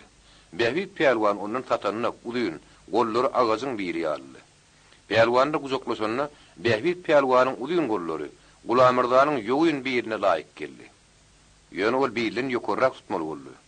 Onuň ýeňigi bolsa Gulamardaň maňlygyna deňleşdi. Pehliwanlar göreşip şekeleşip başladylar. Bir-birlerini çekip itip sallarlap güýç tanadylar. Güýç tinadylar. Ahir Gulamarda işten daştan badak salyp gaňryp gördü, başarmady. Ýokary galdyryp agdarjak boldy. Uluyun göwre çemeti boldy. Bir ýerde bir emer boldy edip çykdy, başarmady. Jemaat bolda dikkat bilen syýynlap durdy. Behbit Pehliwan öz güýjüniň şenini bildi. Gulamarda da bildi. Olunny ýeňiljekdigini iki uçsuzlygyna düşündi.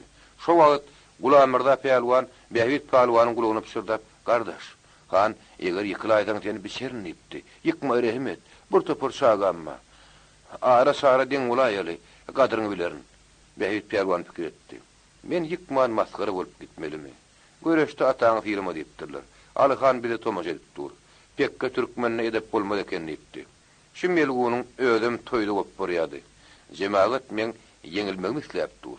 O birden aşak egildi de ellerini biile tüýşürip gaýym gysdyda Pehliwany ýokary göterdi. Şo wagda öňe terip ýere oklap goýberdi. Gulamarda dagyň bölegi ýaly bolup ýere götüräp düşdi de serlip ýatyberdi. Jemaat gokturdy. "Ha, wagşy türkmen, şeýle ýykmalymy? Ýoşda ýykanda da bolýar ahyry." Gulamardaň hany garnaşlar ylgaşyp geldiler. Dawalaşdylar. Göreş gurnaýan reýs ara düşdi. "Dawalaşmaň. Moňa göreş diýerler. Iki Pehliwan göreşden ol bilip bolmaly. Bir-birimizden tenimizi referýetde bagyşlamaly diýip radylaşdylar. Şert bolýar diýdi. Dawa söýdüldi. Gulamarda Pehliwan öýüne alyp gitdiler. Behbit Pehliwana birinji, Mehmet Pehliwana ikinji bayrak. Ali Mehmet Pehliwana üçüncü bayrak berdiler. Ali Mehmet Pehliwan, Behbit Pehliwan bir günläp maşadyň bazaryny bazarladylar. Gulamarda Pehliwan formagyň öýüne gitdiler. Onuň bir gapyrgaz döwülipdir. Onuň bilen radylaşyp hoşlaşyp gaýtdylar. Pehliwanlar ertesi günne peşdaga tarap ýolara rawany boldular. Atlary Günertana şen haýdatdylar. Olar Kelet owasyna ýetdiler. Owas olup birinkä mihman bulup çay içip ýola götüren adyklaryny mihman ýerlerine orta goýdular. Ozoýun hem tapan tuponyny goýup bulary naharlady. Azak demdiň zarp ýene ýola düşdiler. Olar gün ýaşara Şerem diýen owa ýetdiler. Bu owada köplünç berberler ýaşaýardy. Ali Mehmet Pehliwan aýtdy, "Şo wada men Ismail bilen tanışym bolmaly. Ol peşdaga kirene ora urmaga gelenine bizde bolardy. Ýörüş olara baraldydy." Toraşdyryp Ismail bilen öýüni tapdylar. Ismail Pehliwanlary görüp şatlyk güle garşaldy. Olar sagyrgamanyny soraşdyrdylar. Pehliwan ratdan düşüp atlaryny Ismail'e tapşyrdylar. Ol atlar daňdyryp ahyry ot döktürdi. Pelwanlar tama girip çaýlaşyp oturdular. Orta taşa atyldy, çaý geldi. Soň agaç okaralarda süýt geldi. Behbit pelwan süýt içmän çaý çörek idi. Tamda goňşulardan adam mady. Pelwanlar maşatdaky toy görüş barady gurrun etdiler. Soň goňşular öýlerine gaýtdy. Pelwanlara da yer salyp berdiler. Olaram ýatdy. Behbit pelwan bir uklap turdy, soň ağaçlygyndan daň atýança gözüne uky gelmedi. Ol daň sydylynyň da çykdy. Görse Ismail'in iki goňşunyň gapsyny daňyly duran sygyrlar, eşekler, agyrlaryna goýunlar bar eken. Bu owanyň taamlarynyň hemmesi pesdejik, üstü ýaty taamlardy. Behbit pelwan bir taamyň üstüne iki sygyr, beýleksiň üstüne iki eşek, bir taamyň üstüne olsa 5 tane goýuny götürüp çykarypdyrdy. Ismail'lere girip ýorgona girip ýatypdyr. Ýangy taamyň üstündäki sygyrlar moğlaşyp, eşekler aňlaryşyp, goýunlar meýleşip owany goh galmagala gaplapdyrlar. Beýles şo taamlaryň eýeleri baýlar, owanyň beýleki adamlar geň galyp, üstü maally taamlaryň töweregini ýüşüpdirler. Bine gudrat. Bu kimiň denýişgär ýyşyp, beýgaryşyp geň galypdyrlar. Beýle owaň reýsem giripdir. Iň soňundan Ali Mehmet, Behbit pelwan Ismail'im öýden çykyp seredipdirler. Owaň reýsi Behbit pelwany görüp oň ýanyna giripdir. Ol baýlary hem Ismail'in gapsyny şagyrypdyr. Reýs kim maşatda toýda bolup Behbit pelwanyň göreşini tomoşa deneken. Reýs Behbit pelwanyna salamlaşyp soň, "Aýer pelwan, sen kimlere mihman bolup ýördiň? Bu owanyň baýy bar, reýsi bar. Şolra mihman bolanda bolmaýarmy? Biz bu taýmy üstündäki mallary tomoşa dursyp kinaya bile güldü." Ondan Behbit pelwan töze başlady. "Agam reýs, şu wada biziň peşdagda tanışan ogurýan garyp dostumyz bardy. Biz onuňy da hiç kime mihman bolup biljek däldik. Biz onkuda awşam mihmançylykda bolmamyzy o bizi süýt bile hezedetdi. Men burada süýdi enemiň süýdünden aýrylam soň ýendadım däl. Soň süýün men çaý çörek idim. Dostumyz Ismail gat hapa boldy.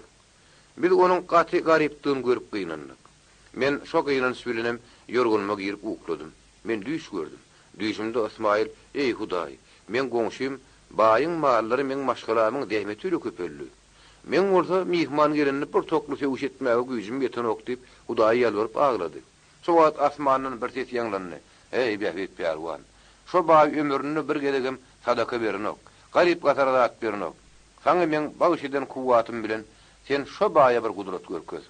Goýul sadaka berip owany doýursun. Goýul Ismaili razy etsin." Baýlar şonda diýmeseler, ondan gör wagt men olara gudrat görkezişimi diýdi. Menem ýerden turup Allahyň buýrugyny ýerine ýetirmek üçin görüşüňiz ýaly şu işleri etdim diýip mallary ýerine tutdy. Hawa, baýlar Allahyň buýrugyny ýerine ýetirdi, ha ýetirsin. Ýetirmede Allahyň gadabyna garşy bersinler diýip sözüni tamamlap reýsiň ýüzüne bakdy. Owanyň reýsi baýlar pelwanyň bu sözlerini dinläp ýüzleri ýitgedi. Reýs bu sözleri täsir etdi. Reýse bu sözler täsir edip makul bildi. Reýs, "Ey wali baý, eşitdiňmi? Allahyň buýrugyny ýerine ýetir. Ýogsa da onuň gadabyna garaşy ber" diýdi. Baý galpyllap, "Janym Allaha gurban. Allah şuň sadaka eýlejekmen. Ey jemaat habar eýleýin. Jemaat bize sadakaya gelsin. Ismail'e de bir däne semiz goýun bererem" diýdi. Bu habar şo sagat owaya ýerdi. Behbit pelwan taam üstündäki mallary düşürdi. Ismail'ler hem bir semiz goýun akitdiler. Adamlar baýyň agyryna goýunlardan ýöldürip gadan ataryp düşük ýalyp uly sadak etdiler. Pelwanlar hem mazar naharlanyp çaý içip owanyň halky bilen Ismail'le hoşlaşyp ýolrywany boldular. Pelwanlar nedir şaryň garasynyň guruynaky Hywabat tepesiniň ýanyna geçip barýardylar. Ali Mehmet gurruna başlady. "Şabul maka nedir Hywa hanlygyny ýigrenipdir. Ol eger men şabul aýsam, Hywa han öldürip ýugudyny harabaçylyga ýögürüp ketegini Irana çekdirnip gasam edipdir. Nedir Irana şabulupdyr? Ol şu ýerde gala saldypdyr. Ol şensiz kän goşuny Hywanyň üstüne çekip ähdini ýerine ýetirjek bolanna. Oň ejesi, oglum, Hywan taýin etseň et, emma Hywan biwat etme. Giden ähdinde durmak üçin Hywan taýin edin soň. Onuň toprağyndan goşunyň bir adamy bir torby umalyp gaýtsyna şu ýere dökäýsin diýipdir. Nedir şo ejetiniň diýeni diýipdir. Şo depe, şo torbanyň gumundan emele gelenler. Hiwa abat galan üçün şu depäniň adyna. Şu obady Hiwa abat diýipdirler diýdi. Behbit Pälwanyň maşatdan gelenini eşitip agşam Seyitnalar yüzbaşy döwrüş oňmegi begler işandy geldiler. Pälwan maşatda ýolly görün duşun wakalary bardy gurrun berdi. Gün ay geçip 1860-njy ýylyň çalyşygy nowul geçen soň Alililer Eýran durumuna çydap etmän Hiwa geçipdirler. Alili oý diýilýän ýere ýetipdir. Köni watanyň harabalaryny dikeldip ýaşap başlapdyrlar. Äli toýlardy Behbit Pälwanyň dyýyny epen adam bolman soň onuň ady şöhraty Hiwa ýarapdyr. Gadak ýurdunda hem güýçli aýal Pälwan ýörepdir. Ol kim meni göreşip ýyksa, men şoňa aýal boljak diýip şert edipdir.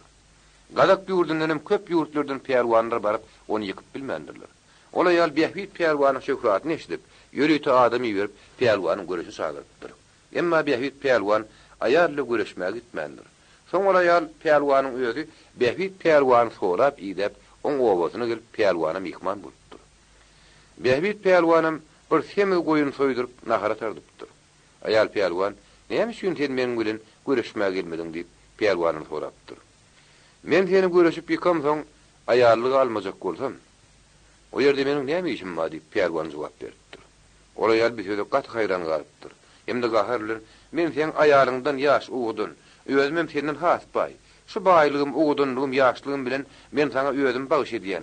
Sen näme üçin meni aýallyk alyp biljekdir? Men kimden ýeňilsem şoňa aýal boljak diýip şert etdim. Täze her kim öz deňini tapsa ýaşy. Ýeňjek adam özüňden hiç tatda kim durma gadap etdim. Innem göreşeli. Eger ýeňilseň, men şöhrat alan adam bolarym. Ýeňilsem, men seniň aýalyň. Eger almasaň, men şertim bitdi gadap edip giderim. Elbet maňa ýazylan başgadyr da diýipdir.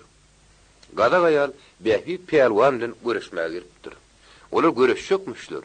Eger aýal Pälwan ýeňilse, Behbit Pälwany aýal boljakmyş diýip owaň ulugy kişidi, baýlar, begler Behbit Pälwanyň gapysyny ýüşipdir. Ýyllarym maý üýşün jemagat üçin 200 goýun toýdurupdyr. Ondan Pälwanlar giň meýdanyna tegelenip oturun tomoşaçylaryň ortasyna çykyp göreşe başlapdyrlar. Aýal Pälwanyň boýy Behbit Pälwanyň petragym boldy. Onuň Pälwan göwresi Behbit Pälwany ýakyn eken. Behbit Pälwan onuň ak köýnegini guşanyň ýüňden iýinde edilip dokulan güllü guşawyndan gaýym tutanyny, olan başyndaky derkeşdeli ak ýaglygyny çekip daňyp Pälwanyň guşawyndan gaýym tutupdyr. Pälwanlar tutuşyp gyza-gyza gelenni. Behbit bu aýalyň gujur kuwwatynyň ýöňki Pälwanlardan artyk boldy, artyk kim däldigini duýupdyr. Hiç hasan ýeňlerini pikir etmedigen bolsa, şu göreşde gol oňa şeýle duýu gelipdir. Ýöne ruhdan düşmän, badak salyp ýyda gaňyryp aýaly arkanyna ýykyp, öýdemiň üstüne düşüpdir. Mereke borda pakır diýeni beripdir. Behbit Pälwan ýokary sus oturanyny, aýalym sus oturypdyr da kellerinden sypyrlyp gaçan ýaglyk alyp daňyrypdyr. Şonuň bilen göreş guturyp mereke dargapdyr. Pälwanlar Behbit Pälwanlardan ahar edinip, şaýşenlerini aýal Pälwan, "Men şertimde durýan, meni aýal edinýäňmi?" diýip Behbit Pälwany sorapdyr. Behbit Pälwanym "Ýok" diýip jogap beripdir. Aýal Pälwan ýerinden sus oturyp, öýden çykyp, atyna minipdir de gepsiz sözsüz gaharly atyna gamsy salyp ýurduna gyp basaýypdyr. Behbit Pälwanyň näme üçin aýal Pälwany aýallyga almanlygyny syryny obada bilen adam bolmandyr. Alili Allahway herdar Eýranyň Täze han bilen dostlaşyp öýüne gaýdan soň Hiwa Seyitnalar yüzbaşa haty beripdir. Şol hat Seyitnalar yüzbaşa goşan soň halk göçü gurup peştaga tarap çöl gümüşi bilen argyllap urapdyr. Garyplikden tolan halk kim atly düýri, kim eşekli piyada, kim dok, kim aş tutu, kim salt, kim sala argyllap topor bolup barýan eken. Neçe gün ýol ýörep, halk argok ýampyk diýilýän ýere ýetip, din zalmak üçin goş ýazdyrypdyr. Bir görseler Günmata tarapdan atly ýargyl goşun bulara tarap gelýän eken. İlk halk olary Eýran goşuny duýdypdyr. Görseler bular türkmen geýnugly. Alilleriň başçylary olaryň Öwgüdüli hanyň galtamanlardan tanapdyrlar. Öwgüdüli hanyň nädip galtamanlaryň hany bolundygyny ýaşylylar gowy bilýän ekenler. Ol Eýranyny milleti pars. Ol şagylygyndan magtymlaň içinde ýaşapdyr. Türkmen dilini türkmenlerin özünün gowy bilipdir. Ol türkmenlerin arasyna başga türkmenlerin barıp men magtym öwlatynyň diýipdir. Alhan bilen dostlaşyp, onuň maslahaty we pulunyň güýji bilen öz töwrüň türkmenlerden atlygyny apdyr. Ol galtamanlar ejir halkyň hasabyna ýaşapdyr. Diýetnalar ýüzbaşy erejen gowy däligini bilip, galtamanlaryň gabagyna düşdük.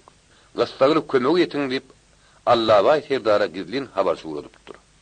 Ýögeduli han aliler gabap, adamçylyk keşbinden çykyp wagşy haýwana öwürlüp durdy. Halkdan bir näçe gyýy ýygnap bermeli diýip utanman talap edipdir. Bu habar halka ýaýranyny ayal gyýlaryň ahyny alat ýaňlanypdyr. Her kim öz göde görünen gyýlaryna jinne geýdirip, ýüllerine gazanyň garasyny saryp, sukur galyp oňa sarypdyrlardy. Onu basyryp üstüne hogut gaňy süpatypdyrlar. Halk yetginjekden te garra sen topor bolup, gadaw depesine çykyp namys üçin hemmesi ölmäge taýin bolup, ellerine ýerin dağıtlar, pıçak, palta, gırkılık, pil kiyatını alıp galtamanlara taraf topulupdur. Dögürüş oğun begi öz atlı yaraglı adırak toporu bilen galtamanlara ilk topulupdur. Ol Mowdud taýpasyna baş bolupdur. Ýusup begin, Ahmet begin ady oýlanlar. Garkyn gıpçak peýalwanlar topor döwüşipdirler. Bäbit peýalwan düşmanyň üstüne iň ilki topulupdur. Ol atyň üstünde pil ýar bolup oturupdur. Peýalwanyň kellesi goly galtamanlardan has ýokar eken. Ol öz ustanasyna ulanýan künnüňini kuwaldasyny ýola götüripdir. Ol äpet küdüň bilen galtamandan özüne atynyň kellesine götürüdenini at düňdürlük diýen eken. Peýalwanyň uzun gollary uzun saply küdüňi tutsandan ol galtamanlardan daşlakda durup urýan eken. Peýalwana gylyç talmak şemesi bolýan eken. Galtaman peýalwana gylyç talsa, gylyç küdüňe degip dögülüp darňyllap ýere gaçýan eken. Şeýdip ol galtamanlary paýgynlap beripdir. Galtamanlar peýalwanyň gaçyp ejirleri topulupdyrlar. Peýalwan galtamanlaryň sırtyndan baryp, guşawyndan tutup ýere pydyp goýberýän eken. Şo barmany tüpeňden atylynyk peýalwanyň şigine gyzyryp gidipdir. Yaradan akan gyzylgan onuň arkadyny boýapdyr. Peýalwan gyzgynyna agyrdyny bilmän soň ýene bir näçe galtamany ýere pydypdyr. Soň yskyny gidip elinde küdüň ýere gaçypdyr. Ol ýöňe ýegilip atyň boýnuny guzoklapdyr. Muny gören peýalwanlardan biri Bähbit peýalwanyň atynyň zylygyny eline ýetirip aty çal türüp jeňden çykartdy. Peýalwana degen şol oky Ýögedulhan atan eken. Allah we Serdar habarsydan ýogul habar eşitip türkmen ýigitleriniň gysgaly ýaragly atlygyna hanyň ýanyna barypdyr. Har hikaýaty meýlim edip ondan kömek sorapdyr. Han habar eşitip baş üstüne diýipdir. Ol Allah we Serdar'a sylap alileri rehim edip şeýle diýdimki. Hiç haýsy däl. Bir de onuň öz derdi bar. Ol şeýle pikir edipdir. Türkmenler iki tarap bolup bir-birini gyrýar. Onuň nökerleri hem türkmenleri gyrjak. Şu kömek üçin aliler maňa minnetdar bolar. Salynýan salgy düşün inni ýöňki ýaly gynanmazlar. Ene saňa uly baýlyk. Allah we Serdar Gurbanaly hanyň kellesini getirir ýa-da Allah we Serdaryň kellesi geler. Halk galtamanlardan gaýryla berenine. Şo wagt Allah we Serdarym ýetişipdir. Ol özüniň atlylarynyň ýartyny zarda gizläpdirdi, ýarty bilen düşmanyň üstüne söýüpdir. Olar düşmany topulup gylyçlap, ýeňilen bolup, destine jeňden çykyp gaçypdyrlar. Galtamanlar olaryň ýerinden kowupdyr. Şeýdip düşman halkdan çetleşdirilipdir. Dögürüş oğun mögü galtamanyň ýerinden atlylarla kowupdyr. Allah we Serdar zara ýetenine. Zarda bu kulup duran goşun Allah we Serdaryň köýüne goşulyp galtamanlara tarap ýeňipdir. Galtamanlaryň ýerinden gelýän dögürüş oğun mögü bilen galtamanlar gabap türlep başlapdyrlar. Galtamanlaryň hany Ýögeduli Serdar özüniň bir bölek atlylary bilen zor bilen çykyp gaçypdyr. Jeňden soň halk ölülerini saýlapdyr. Şolaryň içinde Allah we Serdaryň Jepbar diýen gardaşam bar eken. Yaralaryny ýygnap derman emedipdir. Allah we Serdaryň atlylary halkyň içine aýlanyp at üstünden her adama bir goşawuç gowurgu, bir goşawuç nohutlyk kişmiş paýlapdyrlar. Soň halk Peşdağa tarap ırgıllap başlapdyr. Peşdağda köýüne taamlary, hogullary bejerip ýaşap başlapdyrlar. Ýöne bir gedek aliler 1867-nji ýylda gelinlerini, olaryň köpüsi köýüne kakanyň gürtozyny ýurt tutupdurlar. Rus padşahy Türkmenistany şoltana kakany eýlen soň alililer bir-birinin daşrak obalarda ýaşapdyr. Şonna Allaha aýtýardar ömrüniň soňky günlerini Garahan obasyna ýaşap ötüripdir. Şol öwürlerde ýoguzguly terdar Kakadaky Rus baýarynyň ýanyna bir möhüm iş bile gelipdir. Ol Rus hökümetiniň bir uly adam bolmagy çemeli. Allaha aýtýardar şonu ýoguzguly terdary öldürmäniň uğruna çykypdyr. Tetmeler ýüzbaşy bilen gara işan öldürtmäge goýmandylar diýip ýaşullar gurrun edýärler. Behbit pelwan yarasynyň gutulup ýene köp toýlarda göreş tutupdyr. Ýykylan ýeri bolmandyr. Köp wagt geçip Behbit pelwanam garrapdyr. Aliliğinin başı Tetmeler halnalar ogly ýok bolup, onuň ýerine gardaşy Pirnazar ýüzbaşy baş bolupdyr. Ol 1908-nji ýyllarda öz ogullaryna uly toý edipdir. Şo toýda aliliğinin atly bagyşy, gylys bagyşy aýdymaydypdyr. Toýdan soň göreş tutulupdyr. Şol döwürde Behbit pelwan gaty garrap horlanıpdyr. Onuň buutlarynyň, baldyrlarynyň, elleriniň eti gidip halta ýaly sallanyp durun eken. Gaty ulyň adam bolan üçin sommol oturunyna deýilleri kellesine deňleşip durun eken. Toýa ýeri onuň ýagdaýyny bilip ony göreşdirmändir. Ol sommol oturup göreşýän pelwanyň göreşine tomaşa edip oturun eken. Toýa gelen ähli pelwanlary Almehmet pelwan göreşip ýykypdyr.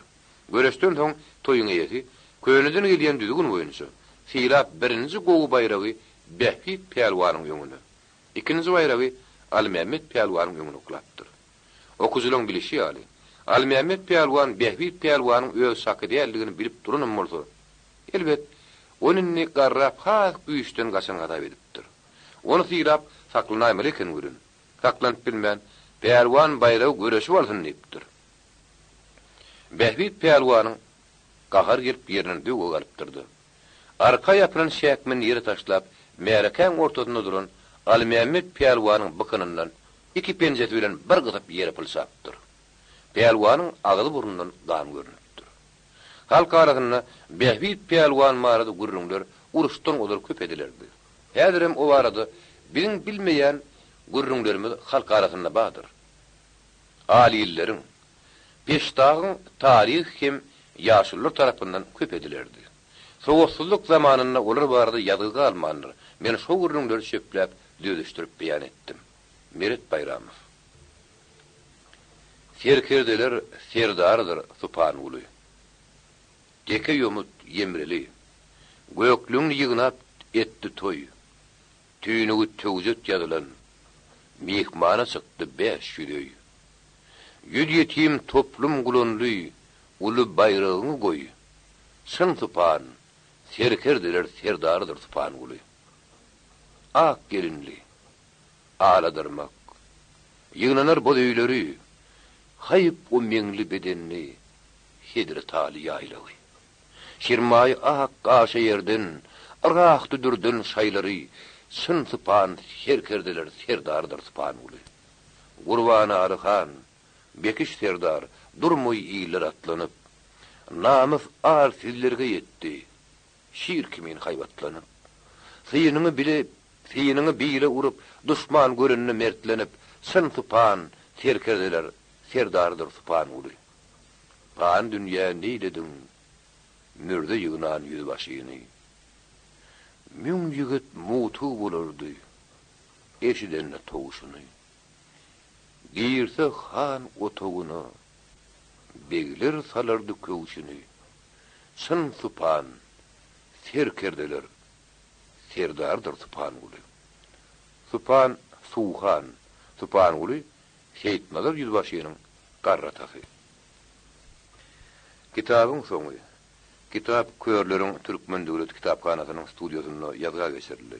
Ýazga geçiren tesir eşdor Huzan Ataýew okudy Settar Awdiýew 2002-nji ýylyň may aýy. YouTube Mirasym kanaly.